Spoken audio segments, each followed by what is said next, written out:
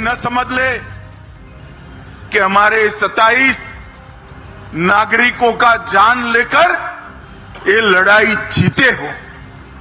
मैं सभी आतंक फैलाने वालों को कहना चाहता हूं कि लड़ाई का अंत नहीं है, एक मकाम है। हर व्यक्ति को चुन चुन कर जवाब भी मिलेगा, जवाब भी लिया जाएगा। चाहे उत्तर पूर्व हो, चाहे वामपंथी उग्रवाद का क्षेत्र हो, चाहे कश्मीर पर पड़ी आतंकवाद की छाया हो, हर चीज का मजबूती के साथ हमने जवाब दिया है। जब तक आतंकवाद समाप्त नहीं होगा, हमारी लड़ाई चालू रहेगी और जिन लोगों ने एक कृत्य किया है उसका उचित दंड उनको निश्चित रूप से दिया जाएगा। നമസ്കാരം. പ്രൈം ഡിബേറ്റിലേക്ക് സ്വാഗതം. കൊടും ഭീകരരായ ഹാഫിസ് സയ്യിദിനെയും മസൂദ് അസറിനെയും ഇന്ത്യയുടെ കണ്ണിൽ നിന്ന് സുരക്ഷിതരാക്കുവാനുള്ള പരക്കം പാച്ചിലിൽ പാകിസ്ഥാൻ. ലാഹോറിലെ വീട്ടിൽ നിന്ന് പാക് കമാൻഡോകളുടെ സുരക്ഷയിൽ ഭീകരവാദത്തിന്റെ സൂത്രധാരന്മാർ സുരക്ഷിത കേന്ദ്രത്തിലേക്ക് മാറി. ചാര ഏജൻസിയായ ISIയുടെ തലവനെ ദേശീയ സുരക്ഷാ ഉപദേഷ്ടാവായി നിയമിച്ചതോടെ സൈന്യവും ISIയും ചേർന്ന് ഷഹബാസ് ഷരീഫിനെ പാവയാക്കി പാകിസ്ഥാന്റെ നിയന്ത്രണം ഏറ്റെടുത്തു കഴിഞ്ഞു. ഇന്ത്യ പാകിസ്ഥാനെ ആക്രമിക്കുമെന്ന രഹസ്യാന്വേഷണ വിവരം കിട്ടിയെന്ന് പുലർച്ചെ 2 മണിക്കെണീറ്റ് ലോകത്തെ അറിയിച്ച പാക് മന്ത്രി. പെഹൽഗാമിൽ കൂട്ടക്കുരുതി നടത്തിയ റെസിസ്റ്റന്റ് ഫ്രണ്ടിനെ ന്യായീകരിച്ച പാക് വിദേശമന്ത്രി. സ്വന്തം പൗരന്മാരെ നാട്ടിലേക്ക് കടത്താതെ അതിർത്തി അടച്ച് തെമ്മാടി രാജ്യമെന്ന് പാകിസ്ഥാൻ ആവർത്തിച്ച് തെളിയിക്കുമ്പോൾ ഭീകരവാദത്തിന്റെ വിത്തുകൾ വിതയ്ക്കുന്ന ഭീകര ക്യാമ്പുകൾ സംരക്ഷിക്കാനുള്ള നെട്ടോട്ടത്തിലോ പാക് സൈന്യവും ISIയും. പ്രൈം ഡിബേറ്റ് ചർച്ച ചെയ്യുന്നു, ഭീകരരുടെ കവചമാകാൻ ഇനി പാകിസ്ഥാന് കഴിയുമോ?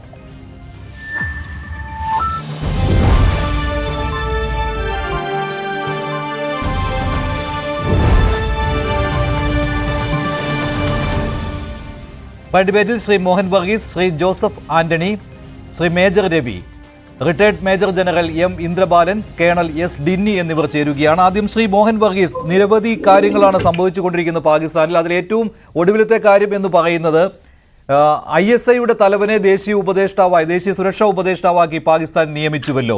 അതിന്റെ അർത്ഥം വ്യക്തമാണല്ലോ. സൈന്യവും ISIയും ചേർന്ന് പാകിസ്ഥാന്റെ നിയന്ത്രണം ഏറ്റെടുത്തു കഴിഞ്ഞു. ഇനി തീരുമാനങ്ങൾ വരുന്നത് അവിടെ നിന്നാണെന്ന്. ഷഹബാസ് ഷരീഫ് ഒരു പാവയായി തന്നെ മാറുകയാണ്. ശ്രീ മഞ്ജുഷ്, എക്കാലത്തും പാവ തന്നെയായിരുന്ന ഷഹബാസ് ഷരീഫ് കുറച്ചുകൂടി പാവവൽക്കരിക്കപ്പെടുകയാണ്. അല്ലാതെ ഇതിനകത്ത് പുതുമയൊന്നുമില്ല. ISIയുടെ തലവൻ, ISIയും ആർമിയും തമ്മിൽ എപ്പോഴും സവിശേഷമായ ബന്ധമാണുള്ളത്. രാഷ്ട്രീയ നേതൃത്വം പാകിസ്ഥാനിൽ എപ്പോഴെല്ലാം ചെറിയ രീതിയിൽ അസേർട്ട് ചെയ്യാൻ ശ്രമിച്ചിട്ടുണ്ടോ, അത് സുൽഫിക്കർ അലി ഭുട്ടോ ആകട്ടെ, നവാസ് ഷെരീഫ് ആയിക്കൊള്ളട്ടെ, സാക്ഷാൽ ഇമ്രാൻഖാൻ ആയിക്കൊള്ളട്ടെ, അപ്പോഴെല്ലാം അവർക്ക് പുറത്തു പോകാനായിരുന്നു വിധി. അതുകൊണ്ട് സൈന്യവും ഇന്റർ സർവീസ് ഇന്റലിജൻസും സൃഷ്ടിക്കുന്ന പാവ സർക്കാരുകൾ മാത്രമേ നാളിതുവരെ പാകിസ്ഥാനിൽ വാണരളിട്ടുള്ളൂ. അതിപ്പോഴും അങ്ങനെ തന്നെയാണ്. അതുകൊണ്ട് അതിനകത്ത് ഒരു അത്ഭുതകരമായൊരു ഫാക്ടറില്ല. ഇവിടെ വന്നിരിക്കുന്നത് പാകിസ്ഥാൻ ഭാരതത്തിൻ്റെ വളരെ കൃത്യമായ തിരിച്ചടി ചില മേഖലകളിൽ പ്രതീക്ഷിക്കുന്നു. അതിപ്രാവശ്യം തീവ്രവാദികളുടെ ഏറ്റവും ഉന്നത സ്ഥാനീയർ. അതുകൊണ്ടാണ് മസൂദ് അസർ, ജയ്ഷെ മുഹമ്മദിന്റെ മസൂദ് അസറിനെയും ലഷ്കർ ഇ തോയ്ബയുടെ ഹഫീസ് സയ്യിദിനെയും രാഖി റാമാനം ഒരു രഹസ്യ കേന്ദ്രത്തിലേക്ക് മാറ്റുകയും ചെയ്തു, പാക് കമാൻഡോകളുടെ നിയന്ത്രണത്തിലാക്കുകയും ചെയ്തു. അപ്പൊ അവരെ തീവ്രവാദികൾക്ക് സുരക്ഷ ഒരുക്കുന്നത് ആരെ? ഇത് ഭാരതം എക്കാലത്തും പറഞ്ഞിട്ടുള്ള കാര്യം ഇപ്പോൾ പാകിസ്ഥാൻ ഓപ്പണായിട്ട് ചെയ്തിരിക്കുകയാണ്. അതുകൊണ്ട് ഇനി തെളിവെവിടെ എന്ന് പാകിസ്ഥാന്റെ പരിവേദനത്തിന് ഇനി അർത്ഥമില്ല. ഇതാണ് തെളിവ്. ഇതിനേക്കാൾ വലിയ തെളിവെന്താണ്? മസൂദ് അസറിന്റെ ഇൻവോൾവ്മെന്റ് നമുക്കറിയാം. തീർച്ചയായും കഴിഞ്ഞ 25 വർഷമായി അയാൾ നടത്തിക്കൊണ്ടിരിക്കുന്ന കിരാതമായ പ്രവർത്തനങ്ങൾ നമുക്കറിയാം. അതുപോലെ ലഷ്കർ ഇ തോയ്ബയുടെ ഭാഗത്ത് നടന്ന പഹൽഗാം ആക്രമണം, അതിന് മുമ്പ് നടന്ന മുംബൈ ആക്രമണം എല്ലാം തന്നെ ഹഫീസ് അസറാണ് കിങ് പിൻ എന്ന് പറയുന്നത്. അപ്പം ഇങ്ങനെയുള്ളവരെ ഡിഫെൻഡ് ചെയ്യുക. അപ്പം പാകിസ്ഥാന് ഇപ്പോഴൊരു ഭയമുണ്ട്. ഉന്നത ആർമി ഒഫീഷ്യൽസ്, ഉന്നതരായ ഈ secret service official, ISI officials, അതുപോലെ top leaders of the terror outfits, ഇവരെ ആവുമോ ഭാരതം പിന്തുടർന്ന് പെർസ്യൂ ചെയ്യുന്നത്? ഭാരതത്തിന് വാക്കുകൾ അത് വായിച്ചെടുക്കാം. ശ്രീ അമിത്ഷായുടെയും ശ്രീ നരേന്ദ്രമോദിയുടെയും വാക്കുകളിൽ നമുക്ക് വായിച്ചെടുക്കാൻ സാധിക്കുന്നു. ശ്രീ മഞ്ജുഷ്, അത് പറയുന്നത് തീവ്രവാദികളെ മാത്രമല്ല, തീവ്രവാദികളുടെ പിന്നിൽ പ്രവർത്തിക്കുന്ന ശക്തികളെയും ഏതറ്റം വരെ പോയി വേണമെങ്കിലും ഭാരതം നീതിപീഠത്തിന് മുന്നിൽ കൊണ്ടുവരും. അല്ല പാകിസ്ഥാനെ അലട്ടുന്നുണ്ടല്ലോ. അതുകൊണ്ടാണല്ലോ പാകിസ്ഥാനിലെ വാർത്താവിനിമയ മന്ത്രിയാണ് മിനിയാന്ന് പുലർച്ചെ 2 മണിക്കാണ് അദ്ദേഹം വാർത്താ സമ്മേളനം നടത്തിയത്. അദ്ദേഹം മാധ്യമങ്ങളോട് അല്ലെങ്കിൽ അദ്ദേഹം ലോകത്തോട് വിളിച്ചു പറയുകയായിരുന്നു. അത് പുലർച്ചെ 2 മണിക്കാണ് എന്ന് ഓർക്കണം. ആ സമയത്താണ് പറയുന്നത് ഇന്ത്യ പാകിസ്ഥാനെ ആക്രമിക്കാൻ വരികയാണ്. അതിനൊരു ഡെഡ് ലൈനും അദ്ദേഹം തന്നെ പറയുകയാണ്. 24 മണിക്കൂർ മുതൽ 36 മണിക്കൂർ വരെ സമയമാണെന്ന്. ഇന്ത്യയിൽ നിന്ന് അങ്ങനെ ഒരു തീരുമാനം വന്നിട്ട് പോലുമില്ല. അതിനു മുൻപാണ് ഇത്തരത്തിൽ ഒരു രഹസ്യാന്വേഷണ വിവരം ഞങ്ങൾക്ക് കിട്ടി എന്ന രീതിയിൽ ഇന്ത്യ പാകിസ്ഥാനെ ആക്രമിക്കാൻ പോകുന്നുവെന്ന് പാക് വാർത്താവിനിമയ മന്ത്രി പറഞ്ഞത്. പക്ഷെ തൊട്ടു പിന്നാലെ തന്നെ പാക് സെനറ്റിൽ എന്താണ് ഇദ്ദേഹം പറഞ്ഞത്? ഉപപ്രധാനമന്ത്രിയും അതുപോലെ തന്നെ വിദേശമന്ത്രിയും ഒരാൾ തന്നെയാണല്ലോ, ഇഷാഖ് ദർ. അദ്ദേഹം പറഞ്ഞ കാര്യം എന്ന് പറയുന്നത് ഈ റെസിസ്റ്റന്റ് ഫ്രണ്ട് അതിനെ ഞങ്ങൾ സംരക്ഷിച്ചു എന്ന് തന്നെയാണ്. റെസിസ്റ്റന്റ് ഫ്രണ്ടിന്റെ പേര് UN പ്രമേയത്തിൽ വരാതിരിക്കാൻ ഞങ്ങൾ തന്നെയാണ് അതിന് ശ്രമം നടത്തുകയും അത് ഡിലീറ്റ് ചെയ്യാനായിട്ട് അഭ്യർത്ഥിച്ചതും അത് നടത്തിയെടുക്കുകയും ചെയ്തത് എന്ന്. അപ്പോൾ ഞങ്ങൾ തന്നെയാണ് ഭീകരരെ സംരക്ഷിക്കുന്നത് എന്ന കാര്യം ലോകത്തോട് വിളിച്ചു പറയുകയല്ലേ ചെയ്തത്? ശ്രീ മഞ്ജുഷ്, ലഷ്കർ-ഇ-തോയ്ബ തന്നെയാണ് ദി റെസിസ്റ്റൻസ് ഫ്രണ്ട്. പേര് മാറിയെന്നേ ഉള്ളൂ. ഇവിടെ ലഷ്കർ-ഇ-തോയ്ബ എന്ന് പറയുമ്പോൾ കൃത്യമായ പാകിസ്ഥാൻ അസോസിയേഷൻ നമുക്ക് ആരോപിക്കാം. അതുകൊണ്ട് പുതിയ പേരുകളിൽ പഴയ സംഘടന, പഴയ വീഞ്ഞ പുതിയ കുപ്പിയിൽ അങ്ങനെ ലോകത്തെ കബളിപ്പിക്കാം എന്ന് വിചാരിച്ചു. ഇപ്പൊ TRF ഉത്തരവാദിത്തം ഏറ്റെടുത്തു. സ്ഫോടനം നടന്ന ഉടനെ ഇപ്പോൾ പാകിസ്ഥാൻ പറയുന്നു അവരങ്ങനെ ഉത്തരവാദിത്തം എടുത്തിട്ടില്ല. 4 ദിവസത്തിന് ശേഷം പാകിസ്ഥാൻ ഒരു ഉൾവിളി തോന്നി പറയുകയാണ്, ഭീതിയുടെ പശ്ചാത്തലത്തിലാണ് പറയുകയാണ്, ഞങ്ങൾക്ക് ഈ ഫ്രണ്ടുമായി യാതൊരു ബന്ധവുമില്ല. ലഷ്കർ-ഇ-തോയ്ബ ഇപ്പോൾ പ്രവർത്തിക്കുന്ന പോലുമില്ല. പ്രവർത്തിക്കാത്ത ഒരു സംഘടനയ്ക്ക് എങ്ങനെയാണ് ഒരു ഫ്രോണ്ടൽ ഓർഗനൈസേഷൻ ഉണ്ടാവുക? അതുകൊണ്ട് ഞങ്ങൾക്ക് ബന്ധമില്ല. അപ്പോൾ ഈ 4 ദിവസം എവിടെയായിരുന്നു? അപ്പോൾ ഒന്ന് ആലോചിച്ച് കഴിഞ്ഞപ്പോൾ ഇത് നഷ്ടക്കച്ചവടമാണ്. നോക്കൂ, 3 മന്ത്രിമാരല്ല 4 മന്ത്രിമാർ, പ്രധാനമന്ത്രി, പ്രതിരോധ മന്ത്രി, വിദേശകാര്യത്തിന് ചുമതലയുള്ള ഉപപ്രധാനമന്ത്രി, ഇൻഫർമേഷൻ ബ്രോഡ്കാസ്റ്റിംഗ് ചുമതലയുള്ള മന്ത്രി, ഈ 4 പേരും വിവിധങ്ങളായ തലങ്ങളിൽ നിന്നുകൊണ്ട് പ്രസ്താവന നടത്തുകയാണ്. ഞങ്ങൾക്കിതിൽ പങ്കില്ല, പക്ഷേ ഞങ്ങൾ ഈ പോരാട്ടത്തിൽ മുൻപന്തിയിലുണ്ട്, ഭീകരരുമായി ഞങ്ങൾക്ക് ബന്ധമില്ല. അതേസമയം ഭാരതം ആക്രമിക്കാൻ ആഗ്രഹിക്കുന്നു, അതുകൊണ്ട് ഞങ്ങൾക്ക് സംരക്ഷണം വേണം. ഒന്ന്, അത് യുണൈറ്റഡ് നേഷൻസിനോട് ആവശ്യപ്പെട്ടു, ചൈനയോട് ആവശ്യപ്പെട്ടു, ഒരു കാര്യം കൂടെ ആവശ്യപ്പെട്ടു, ഞങ്ങൾക്ക് നിഷ്പക്ഷമായ അന്വേഷണം വേണം. ബോംബെ ഭീകരാക്രമണം കഴിഞ്ഞപ്പോഴും പറഞ്ഞു ഞങ്ങൾക്ക് നിഷ്പക്ഷമായ അന്വേഷണം വേണമെന്ന്. അന്വേഷണമല്ല, നേരിട്ട് ആമിർ അജ്മൽ കസബിനെ, ഭീകരാക്രമണത്തിൽ പങ്കെടുത്ത ചെറുപ്പക്കാരനെ, 21 വയസ്സുകാരനെ പിടിച്ച് ലോകത്തിന് മുമ്പിൽ ക്യാമറ കണ്ണുകളിലൂടെ ഹാജരാക്കി വിചാരണ ചെയ്തപ്പോഴും പറഞ്ഞു ഞങ്ങൾക്ക് അദ്ദേഹവുമായി യാതൊരു ബന്ധവുമില്ല എന്ന് പറഞ്ഞവരാണ് പാകിസ്ഥാൻകാരെന്ന് ഓർക്കണം. അവരതും പറയും, അതിനപ്പുറവും പറയും. അതുകൊണ്ട് അതിലൊന്നും വലിയ കാര്യമില്ല. ഒരു യുദ്ധം വരുമ്പോൾ ആദ്യത്തെ കാഷ്വൽറ്റി എന്ന് പറയുന്നത് ട്രൂത്താണ്. ഇൻഫർമേഷൻ തലങ്ങും വിലങ്ങും പായും. അതിലെ 90% ഇരുവശത്തും പലപ്പോഴും മിസ്ഇൻഫർമേഷൻ ആയിരിക്കും. ഭാരതത്തിന്റെ ഭാഗത്തുനിന്ന് സെലക്റ്റീവ് യൂസ് ഓഫ് ഇൻഫർമേഷൻ ഉണ്ട്. ആ സെലക്റ്റീവ് യൂസ് ഓഫ് കൃത്യമായ തെളിവുകൾ ഇന്ത്യയുടെ പക്കലുണ്ട്. ഭീകരവാദത്തെ അതിന് വിത്തിടുന്നത് പാകിസ്ഥാൻ തന്നെയാണ്. ഭീകരവാദികളെ ഇന്ത്യയിലേക്ക് അയക്കുന്നതും പാകിസ്ഥാൻ തന്നെയാണ്. ലഷ്കർ-ഇ-തോയ്ബയുടെ സൂത്രധാരന്മാരെ സംരക്ഷിക്കുന്നതും പാകിസ്ഥാൻ തന്നെയാണ്. അവരുടെ മറ്റ് ഔട്ട്ഫിറ്റുകളായ ഇപ്പോൾ TRF പോലെയുള്ള സംഘടനകളും പാകിസ്ഥാൻ തന്നെയാണ് അവരെ ഊട്ടി വളർത്തുന്നത് എന്ന കാര്യവും. കാരണം അവിടെ തന്നെ പാകിസ്ഥാൻ മന്ത്രിമാർ ഇത് സമ്മതിക്കുകയും വെളിയിൽ വന്ന് മറ്റൊരു കാര്യം പറയുകയും ചെയ്തു. ഇന്ത്യ ഒരു തെളിവുമില്ലാതെയാണ് ഞങ്ങൾക്കെതിരെ ഈ ആരോപണങ്ങൾ ഉന്നയിക്കുകയും ഞങ്ങളെ ആക്രമിക്കാൻ വരുന്നതുമെന്ന്. ശ്രീ ജോസഫ് ആന്റണി, ഇതിനിടെയാണല്ലോ അമേരിക്കയെ സമീപിച്ചിരിക്കുന്നത് പാകിസ്ഥാൻ. പക്ഷെ അമേരിക്കയിൽ നിന്നുള്ള സന്ദേശം വ്യക്തമല്ലേ? അതോ അതിനകത്തൊരു ഇരട്ടത്താപ്പുണ്ടോ? അന്വേഷണം വേണം, അതോടൊപ്പം തന്നെ പഹൽഗാം ആക്രമണത്തെ പാകിസ്ഥാൻ അപലപിക്കണം എന്നാണല്ലോ അമേരിക്ക ആവശ്യപ്പെട്ടിരിക്കുന്നത്. അതിനുശേഷവും അമേരിക്കയെ സമീപിച്ചിട്ടുണ്ട് ഇപ്പോൾ പാകിസ്ഥാൻ. അമേരിക്കയിലെ പാക് അംബാസഡർ ഇപ്പോൾ വൈറ്റ് ഹൗസിനെ സമീപിച്ചതായാണ് ഏറ്റവും ഒടുവിലത്തെ റിപ്പോർട്ട്. നമ്മൾ ഒന്നാമതായിട്ട് കാണേണ്ട ഒരു കാര്യം, ഈ ഭീകരത എന്നത് ഈ പാകിസ്ഥാൻ്റെ ജനിതക ഘടനയിലുള്ളതാണ്. പാകിസ്ഥാൻ്റെ രാഷ്ട്രീയ നയത്തിൻ്റെ ഭാഗമാണ് ഭീകരത, ഇന്ത്യക്കെതിരായ ഭീകരത. അപ്പോൾ ആ ഭീകരത വളർത്തിക്കൊണ്ടുവരിക, അതിനെ ശക്തിപ്പെടുത്തുക എന്ന് പറയുന്നത്, അതിനെ ഉപയോഗിക്കുക എന്ന് പറയുന്നത് നേരത്തെ തന്നെ, ഇപ്പോൾ മാത്രമല്ല, നേരിട്ട് പാകിസ്ഥാൻ്റെ പ്രസിഡൻ്റായിട്ട് 10 വർഷക്കാലത്തോളം ഇരുന്ന പർവേസ് മുഷറഫ് തന്നെ പറഞ്ഞിട്ടുണ്ട്, ഞങ്ങൾ അമേരിക്കയ്ക്ക് വേണ്ടി പിന്നെ 1979 ലോകത്തിൻ്റെ വിവിധ ഭാഗങ്ങളിൽ നിന്ന് ഭീകരരെ കൊണ്ടുവന്ന് പരിശീലിപ്പിച്ച് സോവിയറ്റ് യൂണിയനെതിരെ പ്രവർത്തിപ്പിച്ചിട്ടുണ്ട് എന്ന് പറഞ്ഞാൽ, ഇവിടെ ഇസാഖ് ദർ പറഞ്ഞതുപോലെ ഞങ്ങൾ കഴിഞ്ഞ 30 വർഷത്തിലേറെയായി പാകിസ്ഥാന് വേണ്ടിയിട്ട് ഈ ഡേർട്ടി വർക്ക് ചെയ്തുകൊണ്ടിരിക്കുകയായിരുന്നു, വൃത്തികെട്ട ജോലി ചെയ്തുകൊണ്ടിരിക്കുകയായിരുന്നു. അപ്പോൾ അങ്ങനെ വൃത്തികെട്ട ജോലി ചെയ്തുകൊണ്ടിരുന്ന അവരോട് ഇപ്പോൾ പാകിസ്ഥാൻ പറയുകയാണ്, ഞങ്ങളെ സംരക്ഷിക്കാൻ നിങ്ങൾക്ക് ഉത്തരവാദിത്വമുണ്ട്. സംരക്ഷിക്കാൻ നിങ്ങൾക്ക് ഉത്തരവാദിത്വമുണ്ടെന്ന് പറഞ്ഞാൽ അമേരിക്ക തീർച്ചയായിട്ടും ചെയ്യേണ്ടി വരും. കാരണം ഇപ്പോൾ തുടങ്ങിയതല്ല ഇത്. 1979 തുടങ്ങിയതല്ല. ഈ രാജ്യത്തിന് സ്വാതന്ത്ര്യം കിട്ടിയ കാലം മുതൽ അമേരിക്കയുമായി ചേർന്ന് നിന്നുകൊണ്ടുള്ള നയങ്ങളാണ് ആ രാജ്യം പിന്തുടർന്നുകൊണ്ട് വന്നിരുന്നത്. അമേരിക്ക എന്താണോ ആവശ്യപ്പെട്ടിരുന്നത് അതെല്ലാം ചെയ്തുകൊണ്ടിരുന്നൊരു രാജ്യമാണ്. അങ്ങനെ ചെയ്തതിൻ്റെ കാരണം എന്ന് പറഞ്ഞാൽ നമുക്കറിയാം, ഈ രാജ്യം സ്വതന്ത്രമായതിനു ശേഷം വളരെ പെട്ടെന്ന് തന്നെ ഇത് പാകിസ്ഥാൻ പട്ടാളത്തിൻ്റെ കൈകളിലേക്ക് വന്നു. പാകിസ്ഥാൻ പട്ടാളത്തിൻ്റെ കൈകളിലേക്ക് വരികയും പാകിസ്ഥാൻ പട്ടാളം ഭരണത്തിൻ്റെ സമസ്ത മേഖലകളിലും, അതായത് പ്രതിരോധ നയം, വിദേശ നയം, ബജറ്റ് വരെ തീരുമാനിക്കുന്നത് പട്ടാളമായി മാറിയതോടുകൂടി അവിടെ സംഭവിച്ചത് എന്തുകൊണ്ടെന്ന് വെച്ചാൽ അവിടുത്തെ രാഷ്ട്രീയ നേതൃത്വം ദുർബലമാവുകയും, അതായത് റെപ്രസെൻറ്റേറ്റീവ് ഡെമോക്രസി ഇല്ലാതാവുകയും ഈ പാകിസ്ഥാൻ പട്ടാളം അതിശക്തമായി മാറുകയും ചെയ്തപ്പോൾ അതൊരു നോർമൽ ഡെവലപ്മെൻ്റൽ സ്റ്റേറ്റ് അല്ലാതായിട്ട് മാറി. സാധാരണഗതിയിലുള്ള രാജ്യങ്ങൾ അവരവരുടെ രാജ്യം എങ്ങനെ വികസിക്കണം, വളരണമെന്ന പ്ലാൻ ചെയ്യുകയും അതിനനുസരിച്ച് വ്യവസായം, കൃഷി മുതലായവ വളർത്തുകയും ചെയ്തെങ്കിൽ ഇവിടെ വിദേശ രാജ്യങ്ങൾക്ക് വിടുപണി ചെയ്യുന്നതിലൂടെ ലഭിക്കുന്ന സമ്പത്ത് കൊണ്ട് നമ്മുടെ എക്കോണമിയെ താങ്ങി നിർത്താൻ കഴിയും, നമ്മുടെ രാഷ്ട്രത്തിൻ്റെ പ്രതിരോധത്തെ താങ്ങി നിർത്താൻ കഴിയുമെന്ന് വിശ്വസിക്കുകയും അങ്ങനെ ആ അന്തർദേശീയ തലത്തിൽ ലഭിച്ച സമ്പത്ത് ബില്യൺ കണക്കിന് ഡോളറുകളാണ് ഓരോ തവണയും ഈ പട്ടാളത്തിൻ്റെ കയ്യിലേക്ക് വന്നുകൊണ്ടിരിക്കുന്നത്. ഈ ബില്യൺ കണക്കിന് ഡോളറിൻ്റെ പ്രത്യേകത എന്താണ്? ബില്യൺ കണക്കിന് ഡോളറിൻ്റെ പ്രത്യേകത ഇതിനൊരു അക്കൗണ്ടിങ് ഇല്ല, ഇതിൻ്റെ കണക്കാരെയും ബോധിപ്പിക്കേണ്ട. അങ്ങനെ ഈ പറഞ്ഞ വിദേശ രാജ്യങ്ങളിൽ നിന്ന്, ബ്രിട്ടനിൽ നിന്നാവട്ടെ അമേരിക്കയിൽ നിന്നാവട്ടെ ലഭിച്ച ഈ വലിയ സമ്പത്ത് കൊണ്ട് തടിച്ചു കൊഴുത്തത് അവിടുത്തെ പട്ടാളമാണ്. അങ്ങനെ പട്ടാളം സർവ്വവ്യാപിയായി സർവശക്തനായി വളർന്നതിൻ്റെ ഫലമാണ് നമുക്കറിയാം. ഞാൻ നേരത്തെ സൂചിപ്പിച്ചിട്ടുണ്ട്, ഈ പാകിസ്ഥാനിൻ്റെ സമ്പദ് വ്യവസ്ഥയുടെ 50% നിയന്ത്രിക്കുന്നത് ഈ ഫൗജി ഫൗണ്ടേഷൻ എന്ന് പറയുന്ന പട്ടാളം നേതൃത്വം നൽകുന്ന ഫൗണ്ടേഷനാണ്. ആ ഫൗജി ഫൗണ്ടേഷൻ ഇടപെടാത്ത മേഖലകളില്ല. ഭക്ഷണ മേഖല, പിന്നെ പെട്രോളിയം ഉൽപ്പന്നങ്ങൾ, വ്യവസായം, കൃഷി, വിനോദസഞ്ചാര മേഖല, ഈ സർവ്വ മേഖലകളിലും ഇടപെടുന്ന വലിയ സാമ്പത്തിക ശക്തിയായി ഈ പട്ടാളം മാറിയിട്ടുണ്ട്. അപ്പോൾ ഒരു ഭാഗത്ത് പട്ടാളത്തിൻ്റെ സേനയുടെ അധികാരം ഒരു ഭാഗത്ത് നിൽക്കുന്നു, വേറൊരു ഭാഗത്ത് ഈ സാമ്പത്തികമായ നിയന്ത്രണം നിൽക്കുന്നു.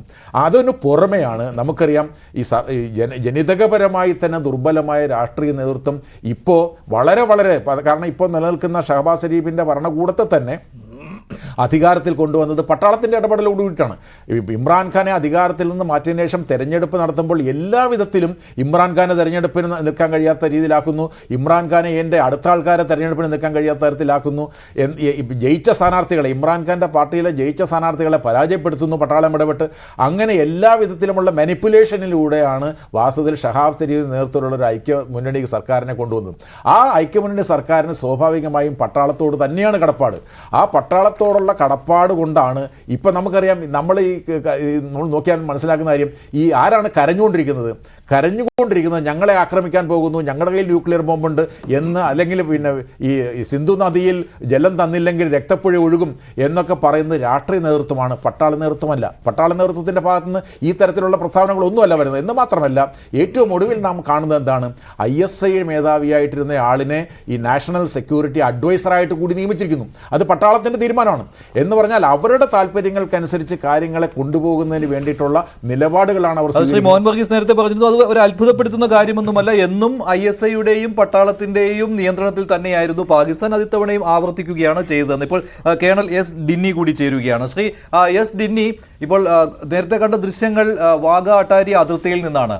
അവിടെ തടയപ്പെട്ടിരിക്കുന്നത് പാക് പൗരന്മാരെ തന്നെയാണ്. അതായത് പാകിസ്ഥാൻ ഇന്ത്യയിലുണ്ടായിരുന്ന പാക് പൗരന്മാർ തങ്ങളുടെ സ്വന്തം നാട്ടിലേക്ക് വരാതിരിക്കുന്നതിന് വേണ്ടി തടയുകയാണ് ചെയ്തിരിക്കുന്നത്. അത് ഇന്ന് മുഴുവൻ അവിടെ ഈ ഒരു നാടകീയ രംഗങ്ങളാണ് ഉണ്ടായിരുന്നത്. എന്താണ് പാകിസ്ഥാൻ ഇതിലൂടെ ലക്ഷ്യം വെക്കുന്നത്? ഇത് അന്താരാഷ്ട്ര വേദികളിൽ ഉന്നയിക്കുവാനാണോ? ഇന്ത്യയിൽ നിന്ന് ഞങ്ങളുടെ പൗരന്മാരെ പുറത്താക്കുന്നു ബലം പ്രയോഗിച്ച്, ഇങ്ങനെ കാണിക്കുന്നതിന് വേണ്ടിയാണോ? നോക്കൂ ശ്രീ മഞ്ജുഷ്, ഇത് ഒരു ലേറ്റസ്റ്റ് എക്സാമ്പിൾ ആണ്. പാകിസ്ഥാൻ ആസ് ഒരു രാജ്യം എന്നുള്ള നിലയിൽ അവരുടെ നിലപാടുകൾ അല്ലെങ്കിൽ അവരെടുക്കുന്ന ആക്ഷൻ എങ്ങനെയാണെന്നുള്ളതിനെ കുറിച്ചുള്ള കൃത്യമായിട്ടുള്ള ഒരു സൂചനയാണ്. മുൻപ് കാർഗിൽ യുദ്ധ സമയത്തും പാകിസ്ഥാൻ സൈന്യം ഇതേപോലെ പാകിസ്ഥാന്റെ സൈനികരെ അവരെ ഇന്ത്യൻ ആർമി വധിച്ചു കഴിഞ്ഞിട്ട് അവരവിടെ ഡെഡ് ബോഡീസ് അവര് റിസീവ് ചെയ്തില്ലായിരുന്നു. പിന്നീട് നമ്മുടെ സൈന്യമാണ് അവരുടെ മതപരമായിട്ടുള്ള ആചാരങ്ങൾ പ്രകാരം അവിടെ ലാസ്റ്റ് റൈറ്റ്സ് അല്ലെങ്കിൽ അന്തിമ കർമ്മങ്ങൾ ചെയ്തിട്ടുള്ളത്.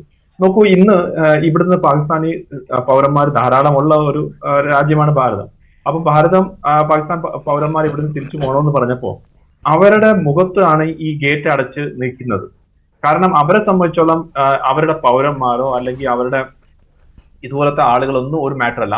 അവിടെ ഏറ്റവും കൂടുതൽ മാറ്റർ ചെയ്യുന്നത് നേരത്തെ പലരും പറഞ്ഞ പോലെ പാകിസ്ഥാൻ സൈന്യത്തിന്റെ ഉന്നതര ലെവലിൽ ഇരിക്കുന്ന ആളുകൾക്കും അവരുടെ സ്വത്തും അവരുടെ ആളുകളും അവരുടെ വെൽഫെയർ മാത്രമാണ് ആ രാജ്യം നോക്കുന്നത്. ആ ഫൗജി ഫൗണ്ടേഷന്റെ ഡയറക്ടർ ബോർഡിലും മറ്റെല്ലൊക്കെ ഇരിക്കുന്ന ആളുകൾക്ക് വേണ്ടി മാത്രമുള്ള ഒരു രാജ്യമായി മാറി. ഇപ്പൊ പാകിസ്ഥാൻ സൈന്യം എന്ന് പോലും പറയാൻ പറ്റത്തില്ല. കാരണം പാകിസ്ഥാൻ സൈന്യത്തിന്റെ താഴെ തട്ടിൽ നിൽക്കുന്ന ജവാന്മാർക്കോ അല്ലെങ്കിൽ ജെസിഒസിനോ ഒരു ഫെസിലിറ്റി ഒന്നുമില്ല വലുതായിട്ട്.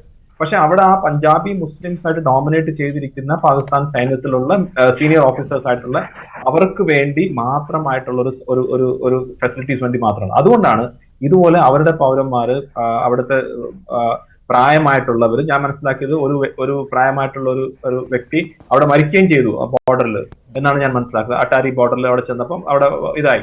പക്ഷെ ഇതൊന്നും അവർക്ക് പ്രശ്നമല്ല. അവരെ സംബന്ധിച്ചോളം അവരിപ്പോ എന്താണ് ഇതുകൊണ്ട് ചെയ്യാൻ സാധിക്കുന്നത്? അവർ ഇതിനകത്തുനിന്ന് നാഷണൽ അല്ലെങ്കിൽ ഇന്റർനാഷണൽ മീഡിയ വരണം. നോക്കൂ, ഇവിടുന്ന് ഞങ്ങളെയൊക്കെ തിരിച്ചയക്കുന്നു. അപ്പൊ ഇന്ത്യക്ക് വേണ്ടി അല്ലെങ്കിൽ ഇന്ത്യക്ക് എഗൻസ്റ്റ് ആയിട്ട് ഒരു ഹ്യൂമൻ റൈറ്റ്സിന്റെ വയലേഷൻ എന്നുള്ള രീതിയിലേക്ക്. പക്ഷെ അവിടെ ഇവരുടെ ഇപ്പോൾ അവരുടെ ബൈറ്റുകൾ ഉണ്ടായിരുന്നു, അത് ശ്രദ്ധിച്ചാൽ അറിയാം. അവർ പറയുന്നത് ഞങ്ങൾക്ക് പാകിസ്ഥാനിലേക്ക് പോകണമെന്നാണ്. കാരണം ഡൽഹിയിൽ നിന്നും പഞ്ചാബിൽ നിന്നും ഒക്കെ വന്നവരാണ് ഇവർ. അവർ പറയുന്നത് ഞങ്ങൾക്ക് പാകിസ്ഥാനിലേക്ക് പോകണം, അവിടെയാണ് ഞങ്ങളുടെ കുടുംബമുള്ളത് എന്നാണ്. അപ്പോൾ പോകാൻ തയ്യാറായി തന്നെ വന്നവരെയാണ് പാകിസ്ഥാൻ സ്വന്തം നാട്ടിലേക്ക് കയറ്റാതിരിക്കുന്നത്. അതെ, അബ്സല്യൂട്ട്ലി അതന്നെയാണ് അവിടെ ക്ലിയർ ആയിട്ട് ആ സ്ത്രീകളൊക്കെ പറയുന്നുണ്ട്, ഞങ്ങൾക്ക് തിരിച്ച് ഇത് പാകിസ്ഥാനാണ് ഞങ്ങളുടെ രാജ്യം, ഞങ്ങൾ തിരിച്ചു വരണമെന്ന് പറഞ്ഞിട്ട് പോലും അവരെ അലൗ ചെയ്യുന്നില്ല. കാരണം ഞാൻ നേരത്തെ പറഞ്ഞ പോലെ ഈ ആളുകളല്ല ഇവർക്ക് പ്രധാനം. നോക്കൂ, നമ്മുടെ ഭാരതത്തിൽ എങ്ങനെയാണ് 26 പേരെ ഭീകരവാദികൾ വന്ന് ഇതുപോലത്തെ ഒരു ടെറർ അറ്റാക്ക് ചെയ്തപ്പോൾ മൊത്തം രാജ്യം ഒരുമിച്ചാണ് നിൽക്കുന്നത്. അതിനകത്ത് നമ്മൾ വേറെ ഒന്നും നോക്കുന്നില്ല. പക്ഷെ ഇതേപോലെ 700-ഓളം ഞാൻ മനസ്സിലാക്കുന്നത് ഇത്രയും ദിവസങ്ങളായിട്ട് കുറെ ആളുകൾ അങ്ങോട്ട് പോകുന്നുണ്ട്. അപ്പൊ അതിനകത്ത് ഇന്ന് പ്രായമായിട്ടുള്ള സ്ത്രീകളും ചെറിയ കുട്ടികളുമായിട്ടൊക്കെ വന്ന് നിന്നിട്ട് പോലും അവരെ സംബന്ധിച്ചൊന്നും ഒരു കുലുക്കവും ഇല്ല. അവർക്ക് ഞാൻ നേരത്തെ പറഞ്ഞ ഒരു നരേറ്റീവ് സൃഷ്ടിക്കണം. ഭാരതം എങ്ങനെയാണ് ഇവരെ ആളുകളെ, ഭാരതം വളരെ എന്താ പറഞ്ഞ ഒരു ലീഗലായിട്ടുള്ള കാര്യമാണ്. ഒരു വിദേശ രാജ്യത്ത് താമസിക്കുന്ന ആളുകളെ ഇവിടുന്ന് പറഞ്ഞിവിടെയാണ്. അതായത് നിങ്ങളെ വിസ റദ്ദാക്കുന്നു. അതൊക്കെ നോർമലായിട്ട് നടക്കുന്ന ഒരു കാര്യം തന്നെയല്ല. അതിനകത്ത് ഇപ്പം എത്രയോ നമ്മളിപ്പോ കോവിഡ് സമയത്ത് കണ്ടിട്ടില്ലേ, നമ്മളെ ആളുകൾ തിരിച്ചു പോകാനും അല്ലെങ്കിൽ റെസ്ട്രിക്ഷൻ അതൊക്കെ വരുന്ന കാര്യമാണ്. ഇവിടെ ഇങ്ങനെ ഒരു പ്രശ്നം നടക്കുമ്പോൾ ഭാരത സർക്കാരിന്റെ ഒരു തീരുമാനത്തെ രീതിയിലാണ് പോകുന്നത്. അതിനകത്ത് അപ്പൊ പാകിസ്ഥാന് സ്വന്തം പൗരന്മാരെ റിസീവ് ചെയ്യാൻ എന്താണ് മടി എന്ന് എനിക്ക് മനസ്സിലാവുന്നില്ല. അപ്പൊ ഇതൊരു മൈൻഡ് സെറ്റ് ആണ് ശ്രീ മഞ്ജുഷ്, ഇതൊരു മൈൻഡ് സെറ്റ് ആണ്. ആ മൈൻഡ് സെറ്റിനകത്ത് അവരുടെ താല്പര്യങ്ങൾ, അതായത് ഞാൻ നേരത്തെ പറഞ്ഞ പോലെ കൃത്യമായിട്ട് ഹയർ ഒഫീഷ്യൽസ്, പാകിസ്ഥാൻ സൈന്യത്തിന്റെ ഹയർ ഒഫീഷ്യൽസിന്റെ താല്പര്യം സംരക്ഷിക്കാൻ വേണ്ടി മാത്രമായിട്ടുള്ള സൈന്യവും മാത്രമായിട്ടുള്ള രാജ്യമായി മാറിയിരിക്കുകയാണ് പാകിസ്ഥാൻ എന്ന് പറയാം. അതിനുവേണ്ടി നേരത്തെ പറഞ്ഞ ഹാഫിസ് സയ്യിദിനെ പോലുള്ള ആളുകളെയൊക്കെ അവർ വെറും ഒരു ടൂൾ ആയിട്ടാണ് ഉപയോഗിക്കുന്നത്. അതുകൊണ്ടാണ് ഹാഫിസ് സയ്യിദൊക്കെ എത്രയോ പ്രാവശ്യമാണ് ഈ ജയിലിൽ പോകുന്നത് കാണിക്കുന്നത്, അല്ലെങ്കിൽ വീട്ടു തടങ്കലാന്ന് കാണിക്കുന്നത്. ഓരോ പ്രാവശ്യം കഴിഞ്ഞിട്ട് വീണ്ടും വരും. നോക്കൂ, ഇപ്പം സ്പെഷ്യലി ഗ്ലോബൽ ടെററിസ്റ്റ് എന്ന് കണ്ട ഡെസിഗ്നേറ്റഡ് ടെററിസ്റ്റ് ആണ് ഹാഫിസ് സയ്യിദിനെ US പോലും പറഞ്ഞിരിക്കുന്നത്. $10 million ആണ് ഹാഫിസ് സയ്യിദിന്റെ മുകളിൽ വിട്ടേക്കുന്നത്. എന്നിട്ടും ഹാഫിസ് സയ്യിദ് ലാഹോറിലെ ഒരു ലൊക്കാലിറ്റിയിൽ താമസിക്കുകയാണ്. അവിടെ തന്നെ മാറ്റിയതിന്റെ കാരണം വളരെ കൃത്യമായിട്ട് നമുക്കറിയാം.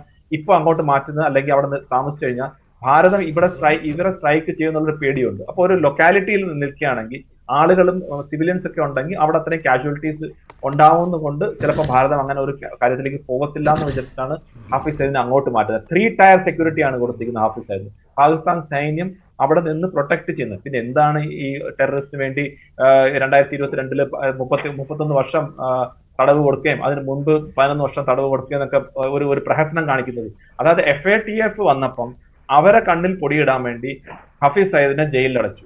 അതിനു മുൻപ് പർവേസ് മുഷറഫിന്റെ പ്രഷർ വന്നപ്പോൾ വീണ്ടും ജയിലിലടച്ചു. പക്ഷെ ഹാഫിസ് സയ്യിദ് അവിടെ തന്നെ ഉണ്ട്, ദാവൂദ് ഇബ്രാഹിം അവിടെ തന്നെ ഉണ്ട്, മൗലാന മസൂദ് അസർ അവിടെ തന്നെ ഉണ്ട്. അവരെല്ലാം സ്റ്റേറ്റിന്റെ ഹെൽപ്പോടുകൂടി വളരെ നല്ല രീതിയിൽ അവിടെ ജീവിച്ചു പോകുന്നു.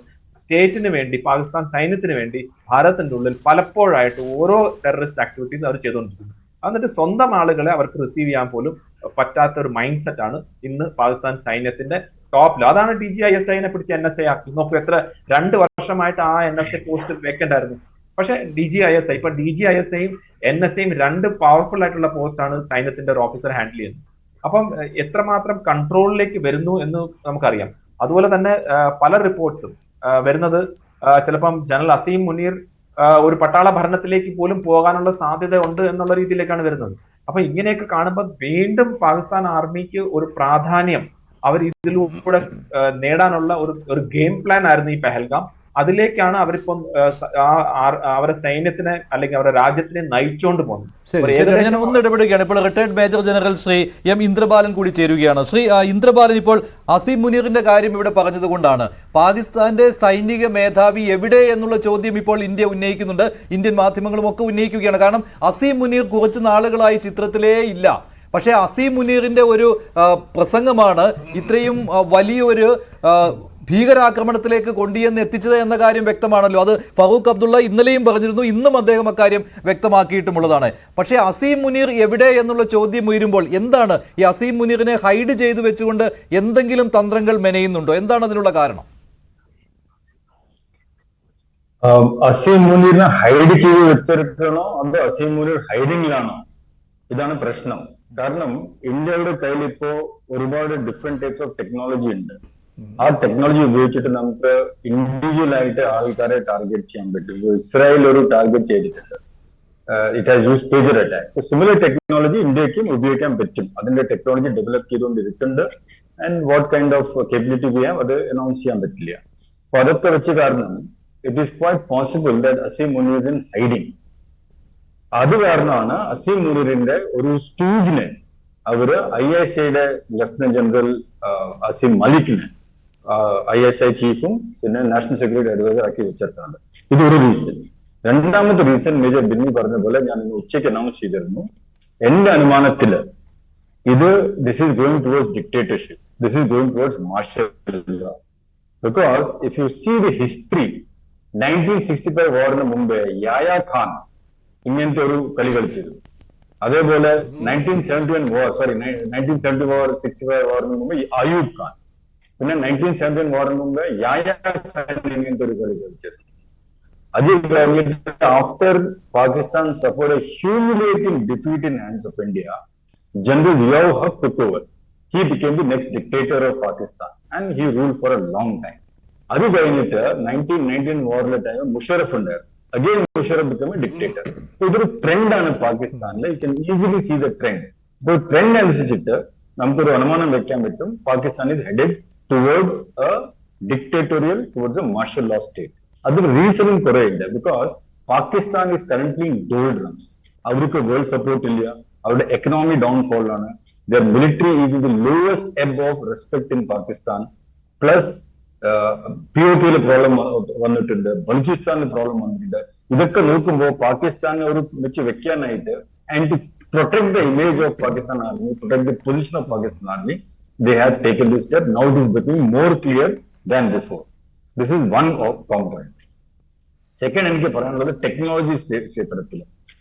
In technology field, India has done a major development. എന്താണത്? We have deployed anti-jamming systems along the POK border. അതിലെന്താ? In that, we are able to jam the global position system, GNSS പറയുന്നത്, global navigational satellite system in a കുറെ satellites navigational system countries ഉണ്ട്. There are only 5 in the world: USA, USSR, China, Europe, and now India നാവിക്കും ഉണ്ട്. യൂറോപ്പിന് they have got what is called as Galileo. Pakistan has got Baidu, and Russia has got GLONASS. പാകിസ്ഥാനിന്റെ military എയർക്രാഫ്റ്റും civil aviation എയർക്രാഫ്റ്റും അവർക്ക് flight ചെയ്യാനായിട്ട് they need navigation system in the modern GNSS mechanism. അതില് അവർക്ക് ഉള്ളത് ഈ മൂന്നേ ഉള്ളൂ. That is GLONASS, Baidu of China, and GPS. ഇതിന് നമ്മൾ ജാം ചെയ്താൽ പാകിസ്ഥാൻ എയർക്രാഫ്റ്റിന് ഫ്ലൈ ചെയ്യാൻ closer to Indian area where the jamming is expected, specially in POK, will be almost impossible. അത് അവരുടെ flying ability and fighting ability will be crippled. ഇപ്പോ 1970 വാറിൽ we had done a similar thing, but ആ സമയത്ത് ഉപയോഗിച്ച technology ഒരു technology.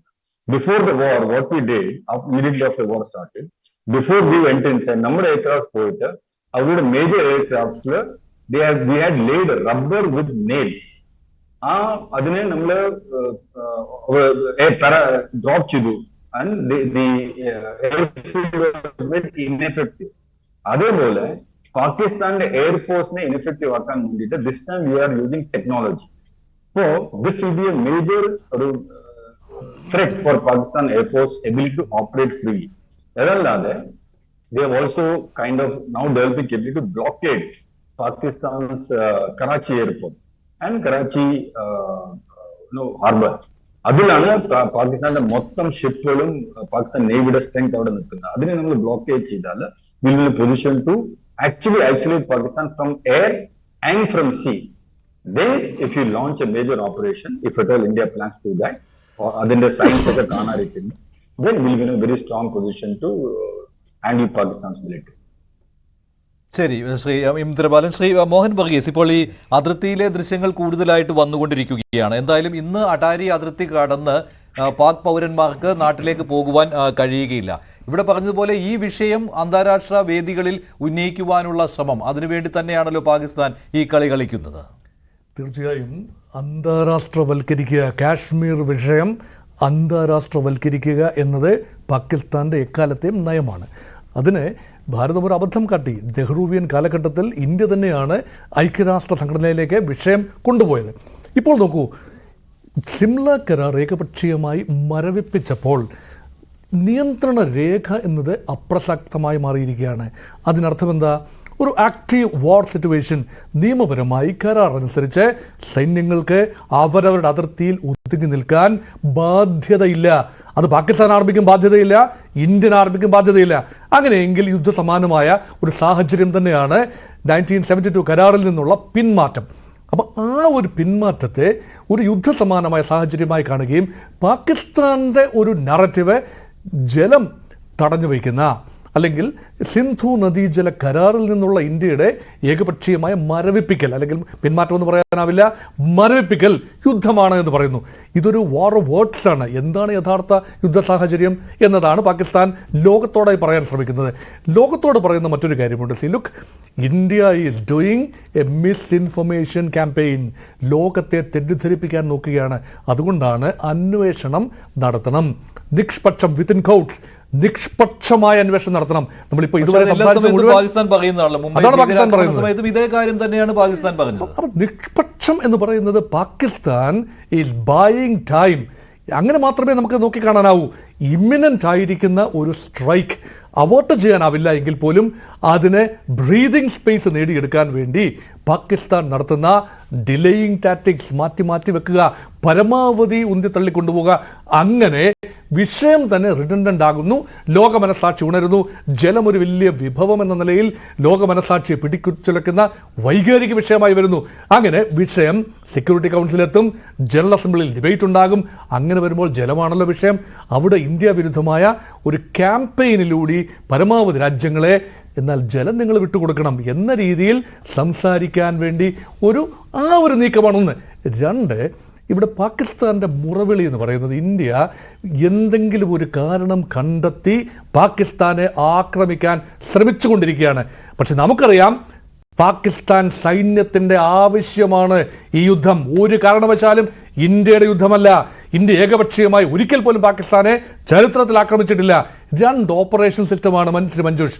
ഇന്ത്യയും പാകിസ്ഥാനും വ്യത്യസ്തമായ ഓപ്പറേറ്റിംഗ് സിസ്റ്റമാണ്. 2 രാജ്യങ്ങളും വൈവിധ്യത്തിൻ്റെ കലവറയാണ്.